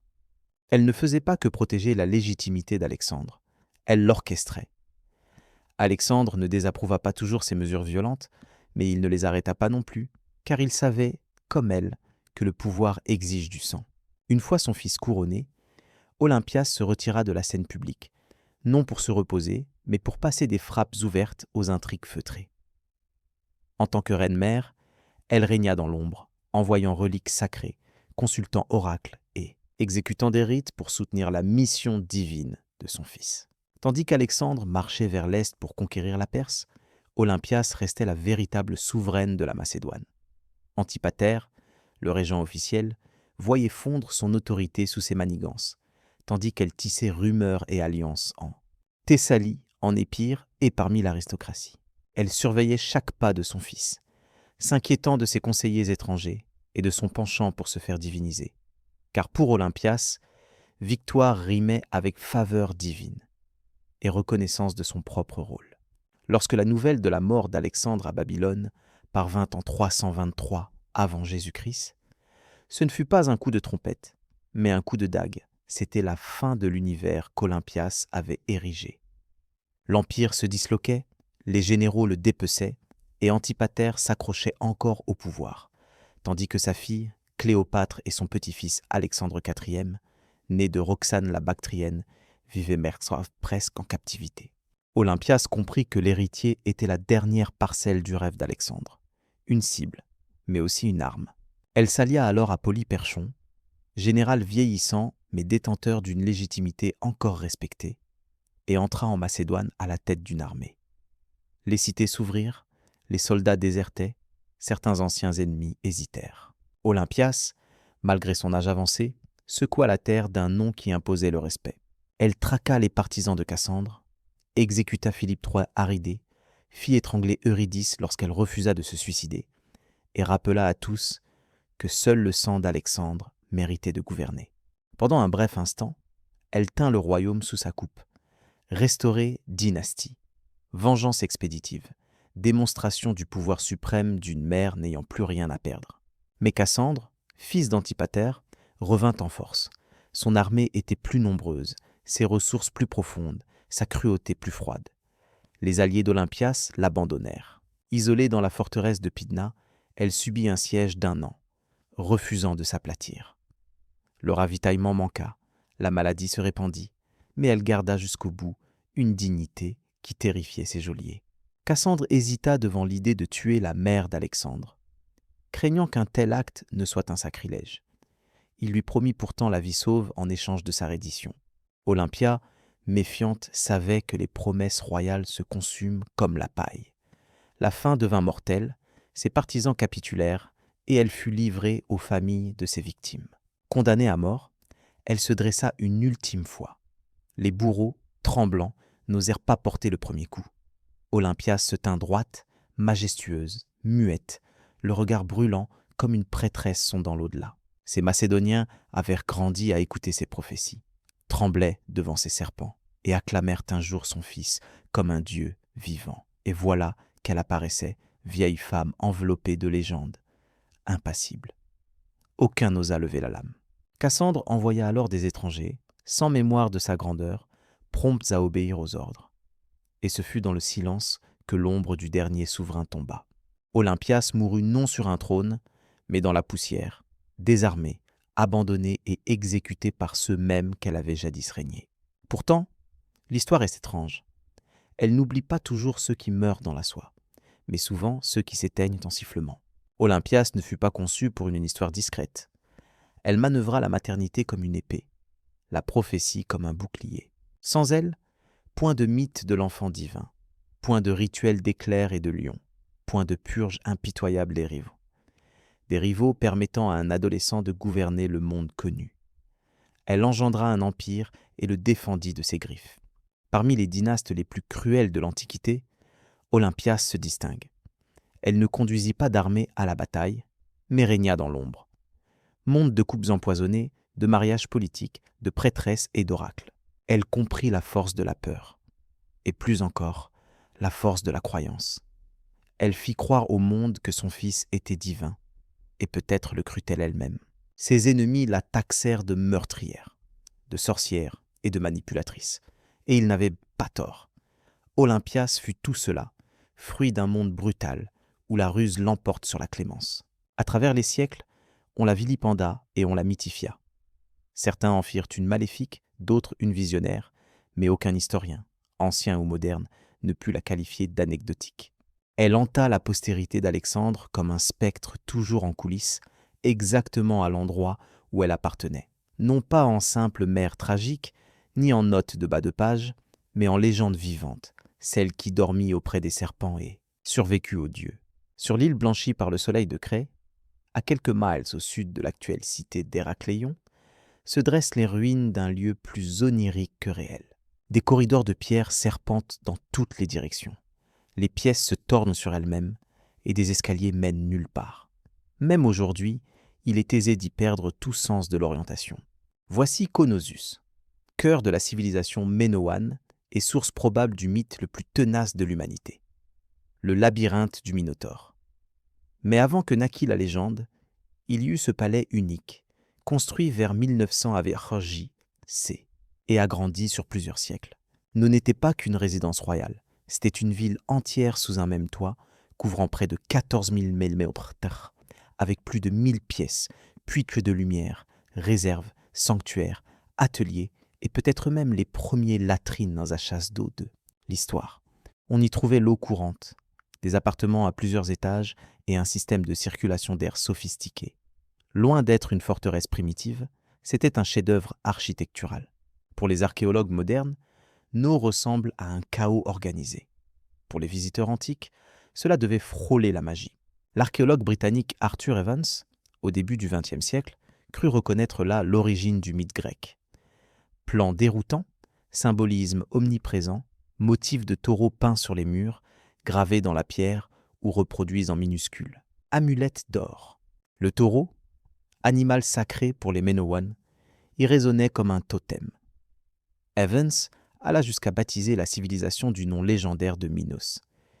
Qu'il ait existé ou non, son mythe devint indissociable des ruines. Mais, twist final, aucune complexité souterraine n'a jamais été découverte. Pas de véritable labyrinthe, pas de cachot en méandre, pas d'homme-taureau mi-mortel, mi-animal. À la place, un enchevêtrement de couloirs, d'ailes et de niveaux, pensés pour désorienter le visiteur. Plus on approfondit l'exploration, plus les frontières entre histoire et mythe s'estompent. Alors, la vraie question demeure. Le Minotaure est-il né de ces murs, ou le palais lui-même en était-il le monstre? No ne livre pas facilement ses réponses, mais il nous invite surtout à nous interroger.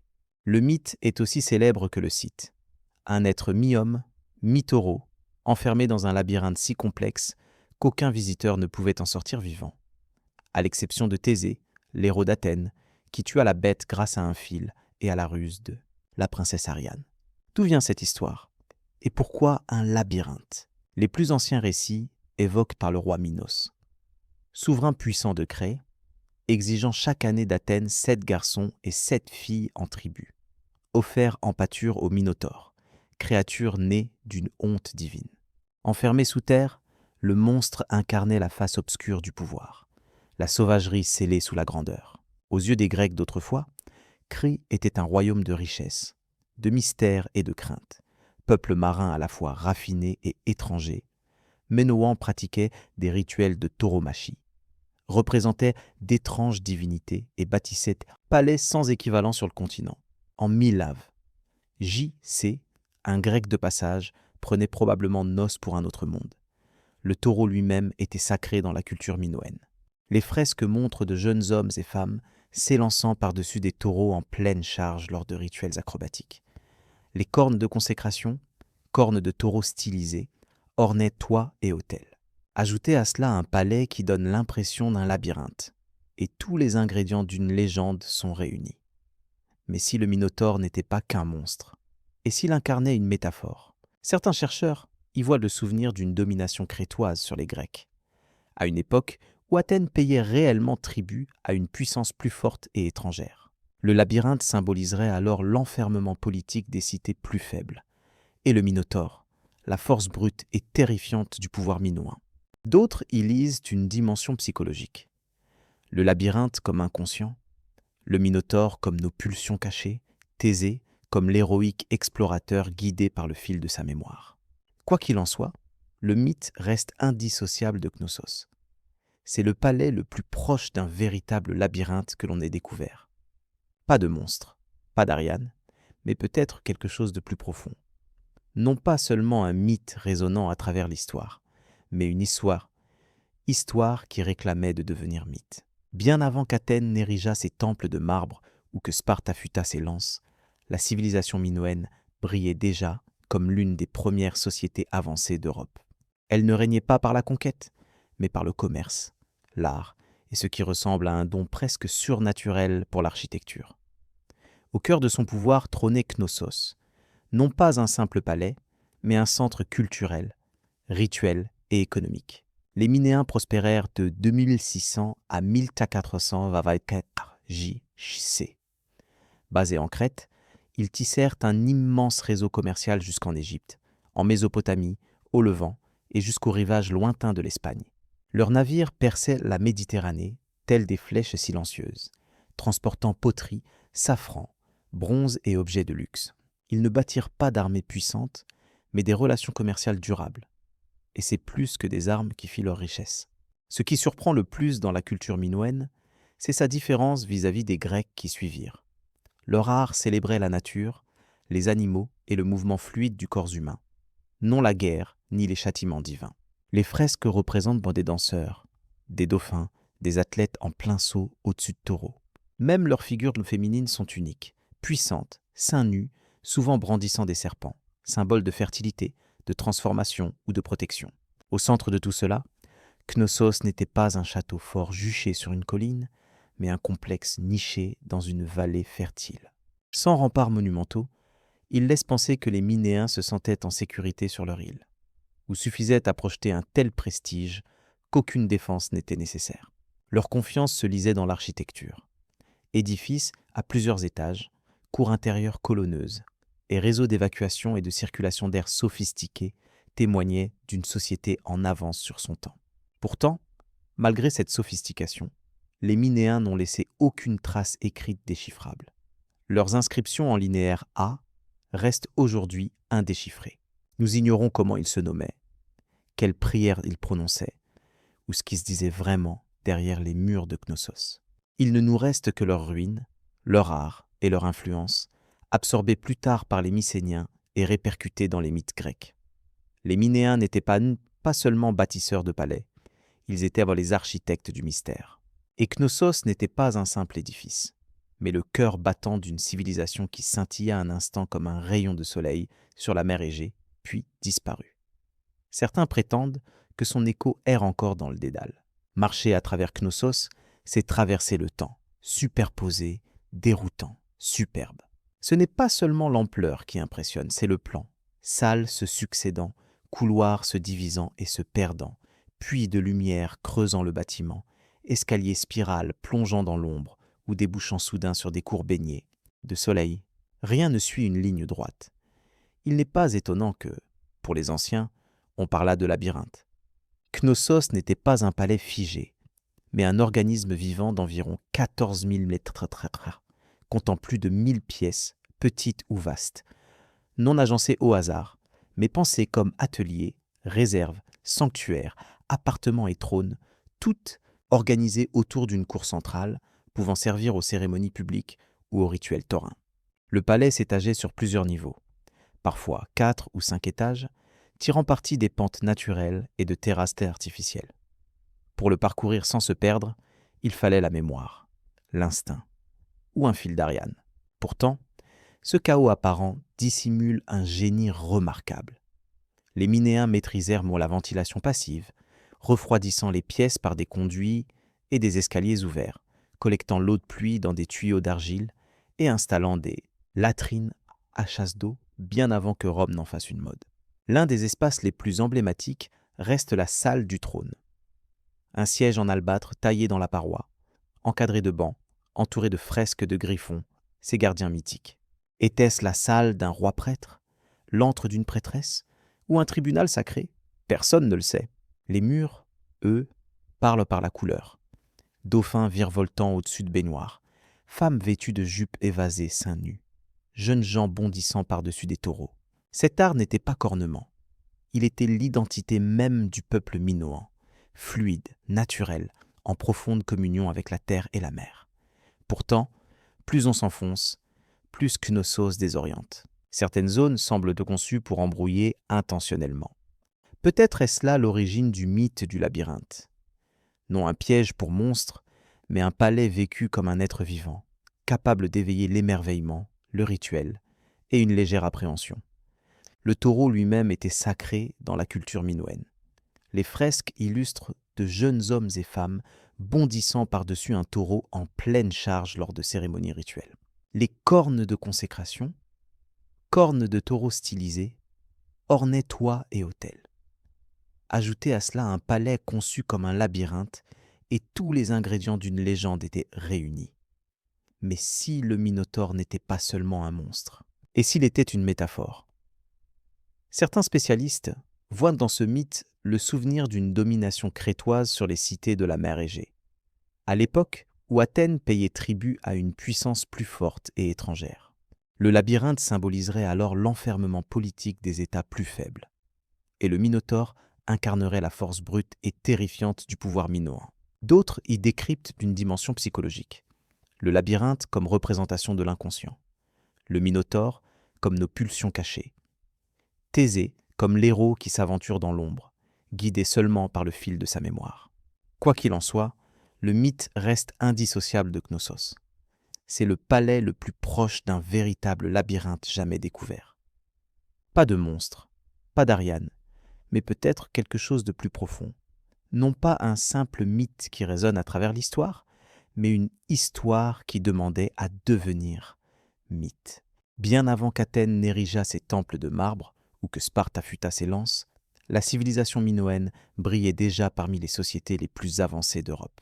Elle ne dominait pas par la conquête, mais par le commerce, l'art et ce qui ressemble à un don presque surnaturel pour l'architecture.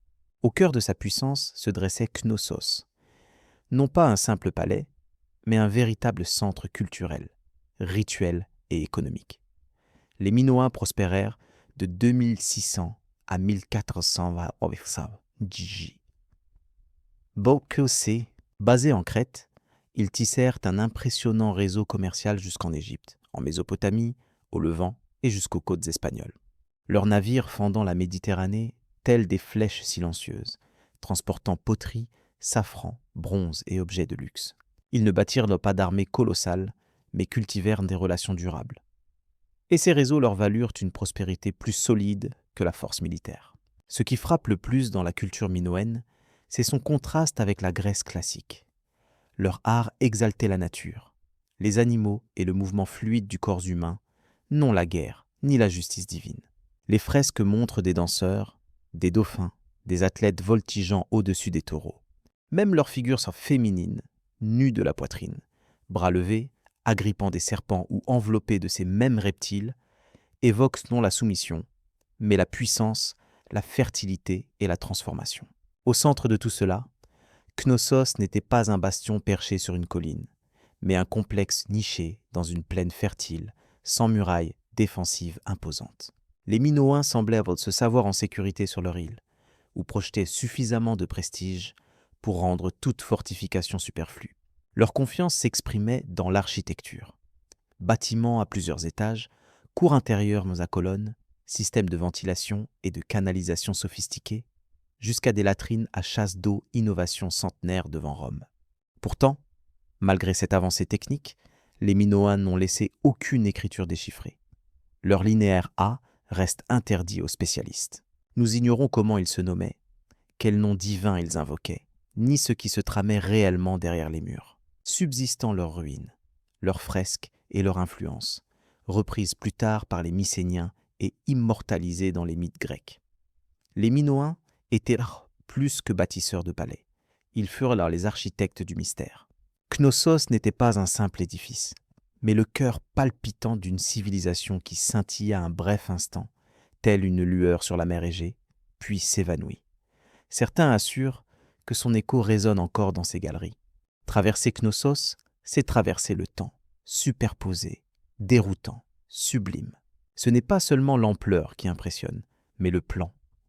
Salles imbriquées, couloirs bifurquants pour disparaître, puits de lumière plongeant au sein du bâtiment, escaliers en spirale plongeant dans l'obscurité ou surgissant soudain dans des cours baignés de soleil.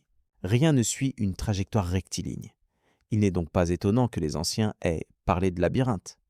C'était un organisme vivant d'environ 14 000 mètres, comptant plus d'1 millier de pièces, des ateliers, des entrepôts, des sanctuaires, des appartements et des salles du trône.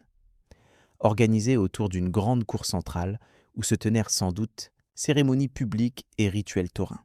Construit sur plusieurs niveaux, jusqu'à 4 ou 5 étages, le palais exploitait terrasses et pentes naturelles. Pour ne pas s'y perdre, il fallait mémoire, instinct ou un fil d'Ariane. Pourtant, sous ce chaos apparent se cache un génie incroyable. Ventilation passive, collecte d'eau pluviale par canalisation d'argile, latrines hygiéniques. Les Minoens maîtrisaient l'art de vivre bien avant Rome. L'un des espaces les plus célèbres reste la salle du trône. Un siège en albâtre sculpté dans la paroi, flanqué de bancs, entouré de fresques de griffons, gardiens mythiques. Était-ce l'antre d'un roi prêtre, le sanctuaire d'une déesse ou un tribunal sacré? Nul ne le sait. Les murs, quant à eux, parlent en couleurs. Dauphins virevoltant au-dessus de bassins, femmes en jupe ample et seins nus, jeunes sauteurs défiant le taureau. Cette iconographie n'était pas ornementale.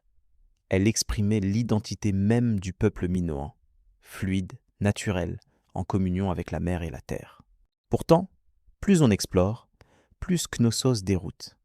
Certaines zones semblent conçues pour embrouiller volontairement, comme si elles invitaient au questionnement. Peut-être est-ce là l'origine du mythe. Non pas la prison d'un monstre, mais un palais qui vivait, respirait, suscitait l'émerveillement, l'extase rituelle, et une légère appréhension. Il n'y avait ni porte verrouillée, ni bête mythique, simplement un lieu fait pour vous faire douter de votre position et craindre ce qui attend derrière chaque tournant. Knossos n'était pas qu'un centre administratif ou une résidence royale. C'était un lieu de culte, une expression architecturale de l'âme minoenne, imprégnée de rites, de mythes et de mystères divins. À la différence des temples grecs ultérieurs, il n'y a ni colonne monumentale dédiée à Zeus, ni sanctuaire de marbre pour Athéna. Le sacré de Knossos se tisse dans la pierre elle-même. Des sanctuaires se dissimulent dans des recoins, des piliers s'élèvent, tels des sentinelles sacrées, et les cornes de consécration apparaissent sur les toits et les autels. Partout domine le motif du taureau, signalant un lien profond entre le culte, le monde naturel et cet animal vénéré. Les Minoens ne redoutèrent pas le taureau. Ils l'honoraient. Le fameux fresque de la tauromachie n'est pas qu'une prouesse athlétique, mais sans doute un théâtre sacré, offrande aux dieux ou victoire symbolique sur le chaos. De même, les figurines des déesses des serpents, découvertes dans des magasins souterrains du palais, sont parmi les artefacts minoens les plus emblématiques. Poitrine nue, bras levés, serpents enroulés autour du corps ou des mains, ces figures n'étaient pas des idoles soumises, mais des gardiennes du foyer, de la fertilité et peut-être de la vie même. Pour les Minoans, le serpent incarnait le renouvellement, la renaissance et le mystère. Créature à la fois tellurique et chtonienne. Les pièces où ces objets furent exhumés suggèrent des sanctuaires domestiques ou des espaces rituels, calmes et secrets au cœur de l'agitation palatiale. Associés aux fresques, aux cornes, aux autels et aux dédales de couloirs, tous ces éléments confèrent à Knossos l'allure d'une machine à rituels, un édifice bâti non seulement pour vivre, mais pour communier avec le divin. Il n'y avait pas de temple central à Knossos, car le palais lui-même était un temple. Son plan, son art et ses volumes reflétaient une vision spirituelle où n'existait pas de frontière entre le sacré et le profane. C'était un lieu où le mythe devenait architecture, où un couloir pouvait devenir un passage vers les dieux, et où chaque résonance dans les galeries de pierre pouvait autrefois porter une prière chuchotée. Knossos n'abritait pas seulement des hommes, il abritait des dieux. Pendant des siècles, Knossos demeura symbole de prospérité, d'innovation et de raffinement culturel.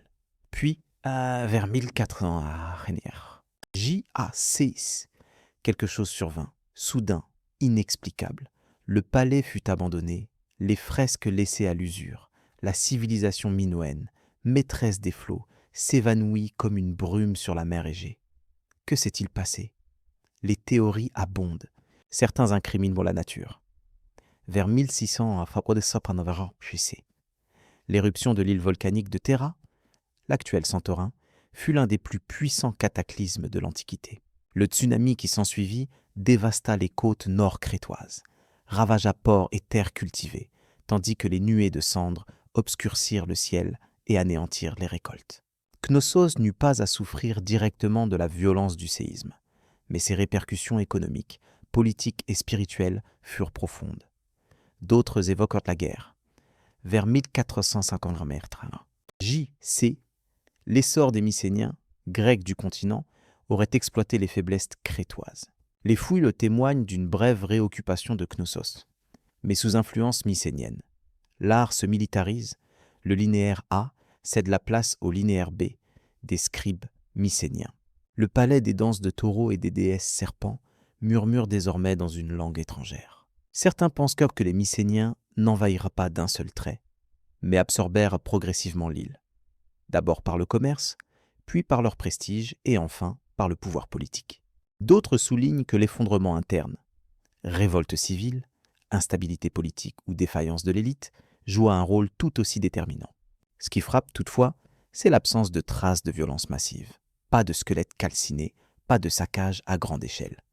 Knossos ne chut pas dans un fracas, mais dans un murmure. Le système palatial s'éteignit, les salles se turent, les rituels se suspendirent, et la nature reprit lentement ses droits. Au temps d'Homère, Knossos n'était déjà plus qu'une légende ancienne, un souvenir mêlé aux récits de rois, de monstres et de labyrinthes. Et peut-être est-ce là le destin même de Knossos. Le temps a emporté ses murs, ses splendeurs, ses habitants. Mais ces pierres subsistent, et si l'on prête l'oreille, le labyrinthe vibre encore sous la terre. Pendant près de 3 millénaires, Knossos gisa enseveli sous les sols crétois. Un simple tumulus de pierres perdu dans l'oubli, son nom effacé, ses mythes déformés, ses murs engloutis par les oliveraies et la poussière. Jusqu'au jour où un homme décida de poursuivre la légende. Sir Arthur Evans. En 1900, cet archéologue britannique, féru de mythologie homérique et d'un goût certain pour la mise en scène, acquit les terres recouvrant les anciens vestiges. Les agriculteurs locaux y déterraient des sceaux et des objets énigmatiques, témoins d'un passé colossal. Evans entreprit des fouilles qui allaient bouleverser notre connaissance de la Méditerranée. Il mit au jour un palais si vaste, si complexe et si avancé pour son temps, qu'il n'eut de cesse de l'identifier à la demeure du roi Minos. Fresques, cornes, architecture déroutante. Tout lui semblait converger vers l'idée du labyrinthe. Mais Evans n'était pas qu'un scientifique, c'était un conteur, parfois controversé. Il baptisa Minoans les bâtisseurs de Knossos, interpréta symboles et motifs, restaura certaines parties du palais au béton armé, action jugée visionnaire par les uns, vandalisme par les autres.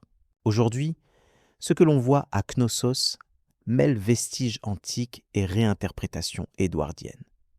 Pourtant, Evans réalisa ce que nul avant lui n'avait tenté. Il redonna vie à Knossos. Il offrit à l'Europe un aperçu d'un âge du bronze antérieur à la Grèce classique, d'une civilisation d'art, de mystère et d'élégance maritime. Il exhuma aussi le linéaire A non déchiffré, ouvrant de nouvelles énigmes sur le langage, l'alphabétisation et les limites de notre compréhension historique. Mais Evans fit plus que fouiller la pierre. Il ressuscita un mythe et contraignit les historiens à reconnaître que, derrière la légende du labyrinthe, se cachait une réalité complexe et profondément humaine. Un palais qui se vivait comme un dédale, une civilisation enfouie dans l'ombre, et un homme qui, en dévoilant la terre, découvrit une histoire plus étrange et éclatante que ses rêves les plus fous. Knossos sommeillait depuis 3 millénaires. Evan s'en tira le signal. Traverser Knossos, ce n'est pas seulement admirer une architecture, c'est parcourir un langage symbolique. Fresques, gravures, motifs foisonnent, mais sans pierre de rosette. Leur écriture, le linéaire A, demeure muette. Nous ne pouvons qu'entendre leurs paroles peintes sur le plâtre, sculptées dans la roche, dissimulées dans les motifs. Que voulait-il nous dire ? L'art de Knossos n'a pas d'équivalent dans l'Antiquité. Point d'obsession martiale, ni de cortège de rois ou de héros endurcis par la guerre. On y voit la nature, les dauphins bondissants, les lys épanouis, les oiseaux en vol, les taureaux sacrés. Les hommes et les femmes y sont vivants, élégants, souvent dansant ou accomplissant des rituels. Ils ne décrivent pas des conquêtes, mais célèbrent les cycles de la vie et peut-être l'ordre cosmique. Le symbole le plus évocateur reste la double hache, ou l'abri, présente partout à Knossos, dans les sanctuaires, sur les fresques, gravées dans la pierre. Elle est considérée comme un signe religieux, peut-être lié à la divinité féminine ou au cycle céleste. Certains suggèrent que le mot « labyrinthe » dériverait de « l'abri », signifiant non un piège, mais une maison de la double hache, un espace sacré plutôt qu'une prison. Il y a aussi les cornes de consécration, marqueurs de l'espace sacré sur les murs et les autels. Avec la profusion de taureaux et de scènes de tauromachie, il apparaît clairement que cet animal était porteur d'une signification spirituelle profonde. Représentation de la nature, de la fertilité, du chaos ou présence divine. Les interprétations. Divergent, mais le taureau est omniprésent. L'agencement même de Knossos pourrait avoir un sens symbolique. Certains archéologues pensent bien qu'il reproduisait des schémas célestes ou saisonniers, qu'il traduisait un parcours à travers la vie, la mort et l'au-delà. Un labyrinthe spirituel plutôt qu'un labyrinthe physique. Faute d'un script déchiffré, chaque hypothèse navigue entre perspicacité et imaginaire. Les Minoens parlaient en symboles, non en récits. Il nous revient donc d'interpréter que nous dit Knossos. On en perçoit les rythmes. Aucune porte verrouillée, aucune bête mythique. Juste un lieu conçu pour vous faire douter de votre position et craindre ce qui vous attend au détour du prochain couloir. Knossos n'était pas seulement un centre administratif ou une résidence royale. C'était un sanctuaire, une expression architecturale de l'âme minoenne, imprégnée de mythes, de rituels et de mystères divins. Contrairement aux temples grecs ultérieurs, il n'y a pas ici de colonnes monumentales dédiées à Zeus ou de sanctuaires de marbre pour Athéna. Le sacré à Knossos se tisse dans la pierre même. Des chapelles privées se dissimulent dans des angles, des piliers s'élèvent tels des sentinelles sacrées, et les cornes de consécration, cornes de taureaux stylisés, ornent toits et autels. Partout, le motif du taureau domine, évoquant un lien puissant entre le culte, la nature et cet animal vénéré. Les Minoens ne craignaient pas le taureau. Ils l'honoraient. Le célèbre fresque du sceau du taureau n'est pas une démonstration sportive, mais un théâtre sacré, une offrande aux dieux ou un geste symbolique de victoire sur le chaos. Puis, on découvre les statuettes des déesses serpents, exhumées des réserves sous le palais, figures puissantes, seins nus, bras levés, serpents enroulés autour du corps ou des mains. Elles n'étaient pas de simples idoles. Ce sont les gardiennes du foyer, de la fertilité et de la vie elle-même. Pour les Minoens, le serpent symbolisait le renouveau et le mystère, créature à la fois tellurique et chtonienne. Les pièces où furent trouvées ces œuvres suggèrent des sanctuaires domestiques ou des espaces rituels, calmes et secrets, nichés au cœur de l'agitation palatiale. Associés aux fresques, aux cornes, aux autels et aux galeries labyrinthiques, tous ces éléments font de Knossos une véritable machine à rituels. Un édifice bâti, non pour simplement vivre, mais pour entrer en communion avec le divin. Il n'y avait pas de temple central. Le palais lui-même était un temple, où l'architecture, l'art et la vie quotidienne se confondaient dans une vision spirituelle où le sacré et le profane s'entrelaçaient. À Knossos, le mythe était architecture. Un couloir pouvait devenir passage vers les dieux, et chaque écho dans la pierre résonnait peut-être d'une prière chuchotée. Les ingénieurs de l'Antiquité savaient exactement ce qu'ils faisaient. Les premiers béliers étaient portatifs. Une ou deux personnes soulevaient un tronc d'arbre et l'abattaient sur les murs ennemis tels des bûcherons en furie. Mais au fil du temps, on comprit que monter le bélier dans un châssis à roues, souvent coiffé d'un toit pour protéger l'équipe des flèches et de l'huile bouillante, transformait un simple outil en arme de terreur. Les Assyriens, maîtres de la guerre de siège, firent du bélier un instrument psychologique. Leur tour de siège associe bélier et plateforme d'archers, détruisant les portes tout en inondant les défenseurs d'une pluie de flèches. Les bas-reliefs de Ninive montrent ces béliers aux pointes de fer, s'avançant vers les portes des cités rebelles, comme d'inexorables divinités destructrices. Et ce n'était pas qu'une entrée qu'ils fracassaient. Ils investissaient aussi les points faibles des remparts, abattaient les tours de guet ou les herses entières. Leur présence signifiait une seule chose : capitule ou regarde tes murailles s'effondrer, telles du pain rassis. Les Grecs affinèrent le concept, et les Romains l'achevèrent. Les ingénieurs romains baptisèrent certains béliers Arii, béliers en latin, suspendus par des chaînes ou des cordes à l'intérieur d'abris gigantesques. Certains étaient si imposants qu'ils nécessitaient des dizaines d'hommes pour les manœuvrer. Le rythme du faisceau balançant aurait retenti comme un tonnerre roulant sur la pierre. Pourtant, malgré leur force brute, les béliers exigeaient une coordination rigoureuse.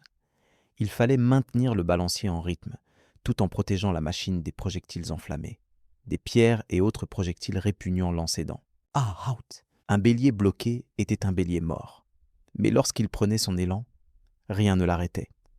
Muscles de bois contre maçonnerie humaine, la physique antique à l'œuvre, et c'était là seulement l'aube des ingénieurs faisant pleurer les murailles. Si le bélier était la force brute, la catapulte était la tactique incarnée. Tandis que le bélier frappait au corps à corps, la catapulte attaquait à distance, projetant non seulement des pierres, mais aussi la terreur psychologique. Les premières catapultes apparaissent dans le monde grec au IVe siècle, AVJC.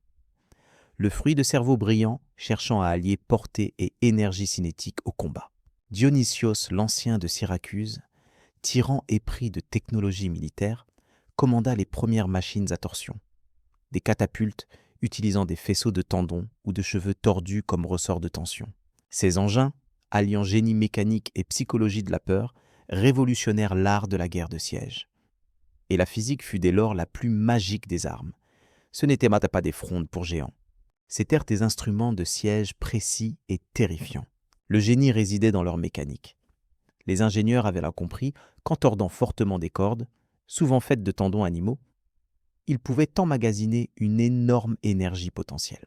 Relâchée, cette force projetait des pierres, des javelots ou même des projectiles enflammés à des centaines de mètres. Deux grands types évoluèrent rapidement. La baliste, qui lançait d'énormes traits comme une arbalète gigantesque. La catapulte, qui projetait des boulets par-dessus les murailles ou directement contre les fortifications. Puis vinrent les ingénieurs romains, toujours prêts à améliorer une idée grecque.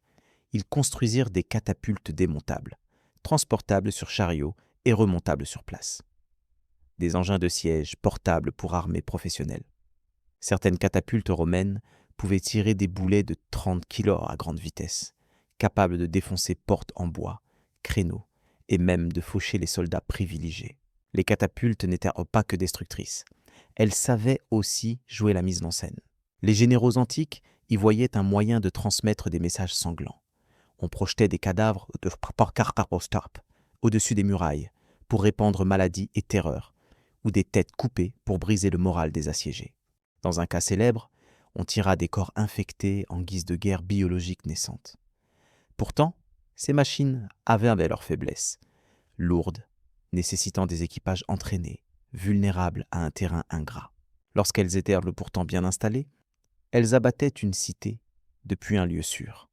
Et les murailles durent apprendre à résister non plus seulement aux béliers, mais aussi aux projectiles aériens. Si la catapulte était le cerveau du siège, le trébuchet en était la majesté. Haut, grinçant, terrorisant, il régnait sans partage sur la guerre de siège médiévale. Lorsqu'un trébuchet apparaissait sur le champ, ce n'était pas qu'une arme, c'était une déclaration. Vos murs ne signifient rien. Contrairement à ses cousins à tension, le trébuchet fonctionnait par gravité. Son principe était simple. Un long bras oscillant, monté sur une structure solide, doté d'un contrepoids lourd à une extrémité et d'une élingue à l'autre. On hissait le poids, on le laissait tomber, et le bras balait l'élingue qui, en un arc puissant, catapultait son dangereux chargement par-dessus les défenses ennemies. Une destruction contrôlée, précise, prévisible et dévastatrice. Les premières versions dérivent de modèles de traction, l'humain remplaçant le contrepoids, utilisé en Chine dès le IVe siècle avant Jésus-Christ. Mais le trébuchet à contrepoids, celui qui révolutionna l'art de la guerre en Europe et dans le monde islamique, émergea au XIIe siècle, sans doute par l'intermédiaire byzantin ou musulman. Dès que l'Europe s'en empara, il se répandit comme une traînée de poudre à travers châteaux et croisades. La puissance était saisissante. Un trébuchet bien construit projetait des boulets de 140 kg jusqu'à 300 mètres. Des pierres de la taille d'un meuble s'écrasaient contre les tours, pulvérisaient les murailles et brisaient le moral des défenseurs. Mais la vraie magie résidait dans l'arc. Contrairement aux catapultes, le trébuchet permettait de déposer ses projectiles non seulement contre les murs, mais dans les cours, les casernes et les dépôts de vivres. Et on y lançait tout. Cadavres pestilentiels, poids enflammés, peau de chaux vive pour aveugler, voire des messages odieux enroulés autour de galets. Lors du siège de Stirling en Écosse, on raconte que le trébuchet surnommé Warwolf, loup de guerre, était si colossal que les assiégés se rendirent avant même son tir. Le roi garda le dernier plaisir de le voir à l'œuvre avant de l'accepter. Pour tout son prestige destructeur, le trébuchet n'était pas rapide. Des heures de montage, des minutes de rechargement, et il réclamait des ingénieurs avertis. Mais aucune autre arme de siège n'offrait à la fois portée, puissance et horreur psychologique telles que cette masse céleste en mouvement ralenti. Tandis que bélier et catapulte brisaient respectivement la porte et les créneaux, les tours de siège apportaient l'assaut frontal. Imaginez un gratte-ciel de bois sur roue couvert de peaux humides pour résister aux flammes, hérissé d'archers et de lanciers. C'était l'équivalent antique d'un transport de troupes blindées et d'une forteresse mobile. Lorsqu'une tour de siège se mettait en branle, on savait que l'attaque imminente serait violente. Les Assyriens expérimentèrent ces tours dès le IXe siècle avant Jésus-Christ, mais ce furent les Grecs et, plus encore, les royaumes hellénistiques qui poussèrent vers la formule à l'extrême. Lors du siège de Rhodes en 305 avant Jésus-Christ, le général macédonien Démétrios construisit une tour de 9 étages, l'Hélopolie ou prise des cités. Plus de 30 mètres de haut, pourvue de catapultes, couverte de plaques de fer, et déplacée par des milliers de soldats. Elle s'effondra sous son propre poids. Mais son ambition resta inégalée. Le principe des tours était simple. Si les murailles ne servent qu'à empêcher toute escalade, la tour élimine cet avantage en offrant un passage sur le chemin des courtines. Du haut de sa plateforme, archers et frondeurs massacraient les défenseurs, tandis que les soldats au niveau inférieur se préparaient à l'abordage. Toutefois, ces géants n'étaient pas invincibles. Lents, vulnérables dans la boue, cible parfaite pour des incendiaires, des projectiles roulants ou des pièges dans le terrain. Les défenseurs astucieux creusaient des douves, inondaient les abords ou érigeaient des murailles intérieures, les contréponts, pour contrecarrer l'approche de la tour. Pourtant, lorsqu'elles réussissaient, ces tours créaient un chaos total. Plus qu'une brèche, c'était un pont ennemi sur vos remparts, et la bataille basculait alors dans une lutte verticale pour la survie. La hauteur pouvait être un atout et un handicap. Une fois la passerelle du siège dressée contre les remparts, il n'y avait plus de retour possible. C'était l'heure des combats au corps à corps, l'entrée dans l'enfer. Tandis que les béliers frappaient et que les trébuchets hurlotaient leurs projectiles, certaines des tactiques de siège les plus dévastatrices se déroulaient en silence, sous terre. Le creusement de sapes, l'art obscur de miner un assiégé en enlevant littéralement le sol sous ses mains, était à la fois ancien et terriblement efficace. On creusait sous le pied du mur ennemi, on soutenait provisoirement la voûte de terre avec des étais de bois, puis on les faisait brûler. Quand les montants se consumaient, le tunnel s'effondrait, entraînant dans sa chute la fondation du mur. 1 minute, la ville se dressait fièrement. L'instant d'après, un pan entier de mur croulait comme du pain rassis. Cette méthode n'avait rien de glorieux. Pas de machine spectaculaire, juste des galeries invisibles, ténues tueuses de forteresses. Les Assyriens en firent les premiers essais. Mais la technique trouva sa pleine maturité chez les Grecs, les Perses et, plus tard, dans les armées médiévales européennes. Lors du siège de Platée en 429 av. JC, les Spartiates tentèrent de miner les murailles, seulement pour voir les défenseurs riposter par des contre-sapes et les intercepter en plein creusement, transformant la terre en un cauchemar de corps à corps souterrain à la torche, à la pelle et au poignard. Ce combat ténébreux, appelé contre-minage, ajoutait une dimension encore plus macabre au siège. Imaginez des soldats creusant dans le noir absolu, à des centaines de pieds, sous la surface, guettant le crissement des pics adverses, précipitant des duels claustrophobes dans la terre humide. C'était l'horreur lente, l'étouffement et la poussière. Quand le sapement fonctionnait, le résultat était catastrophique. L'exemple le plus fameux se déroula en 1215, lors du siège du château de Rochester en Angleterre. Les troupes du roi Jean creusèrent sous la courtine sud, garnirent la mine de graisse de porc et y mirent le feu. Les étais succombèrent, la tour s'effondra, et les défenseurs, abasourdis, rendirent bientôt les armes. Au XIIIe siècle, les ingénieurs de siège devinrent de véritables géologues démolisseurs, capables de repérer les fondations faibles, d'évaluer la nature du sol et de prévoir les effondrements avec une précision terrifiante. Et malgré le temps, la main-d'œuvre et la folie requis, ils démontrèrent une vérité immémoriale. Si l'on ne peut passer par-dessus les murs et qu'on ne peut les franchir, on peut toujours les renverser de l'intérieur. Mais toute la dramaturgie des sièges ne naissait pas chez les assiégeants. Pour chaque bélier levé ou tour déployé, les défenseurs disposèrent de leur propre arsenal meurtrier. Et parfois, leurs armes étaient brûlantes. Commençons par la plus terrifiante, le feu grégeois. Inventé par les Byzantins au 7e siècle de notre ère, ce napalm antique adhérait à tout, navires, murs, chair, et continuait de brûler même sur l'eau. Projeté par des siphons ou lancé en jarres d'argile, il semait la panique. À ce jour, sa formule demeure un secret disparu avec l'Empire, mais ses effets sont légendaires. Des flottes entières réduites à des squelettes enflammés en quelques minutes. Pour les défenses plus classiques, on versait bouillants liquides et grains brûlants depuis des meurtrières, eau, huile ou sable en fusion. L'huile, pire que l'eau, adhérait à la peau, s'insinuait sous les armures et s'enflammait, transformant chaque échelle de siège en piège infernal. Le sable brûlant, moins spectaculaire, glissait dans les jointures du plastron et cuisait la chair, faisant hurler les soldats en quelques secondes. Les défenseurs utilisaient aussi la gravité. Énormes pierres, troncs ou cadavres étaient lâchés du haut des remparts sur les engins et les concentrations de troupes. Le but n'était pas seulement de tuer, mais de briser en un instant machine et morale.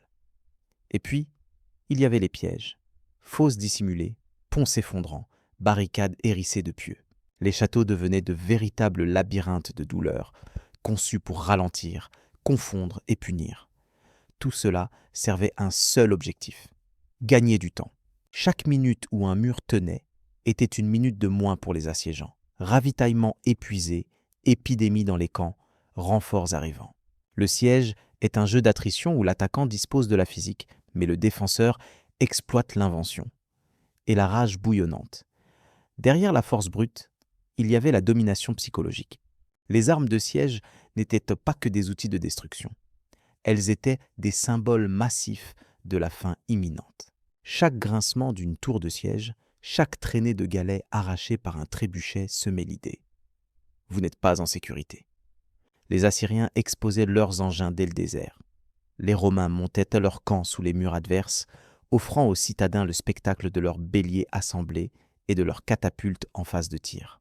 Le siège, c'était du théâtre, et la peur figurait au programme. Parfois, la munition elle-même portait un message. Têtes coupées, lancées par-dessus les murailles, cadavres pestilentiels catapultés, pour répandre terreur et épidémie. Dès le siège de Constantinople, on vit tour à tour Pierre et Corcyopérimée fuser vers la ville pour répandre la panique. Lors du siège de Caffa en 1346, on pense même que la peste noire se propagea en partie grâce à des cadavres infectés lancés par trébuchet. Le trébuchet n'était pas qu'une arme, c'était une proclamation. Quand géants de bois et de cordages étaient mis en place, tous derrière les murs pouvaient l'entendre avant de le voir. Le grincement des treuils, le crissement des cordages, le lourd tude du contrepoids, comme le battement terrifiant d'une tempête à venir. Et l'inconnu était le plus terrible.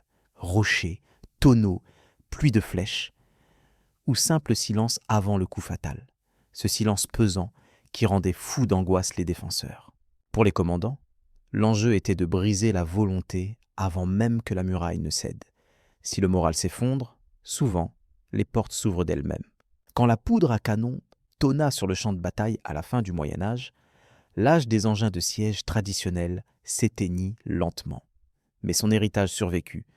Il évolua. L'apparition des canons changea la donne.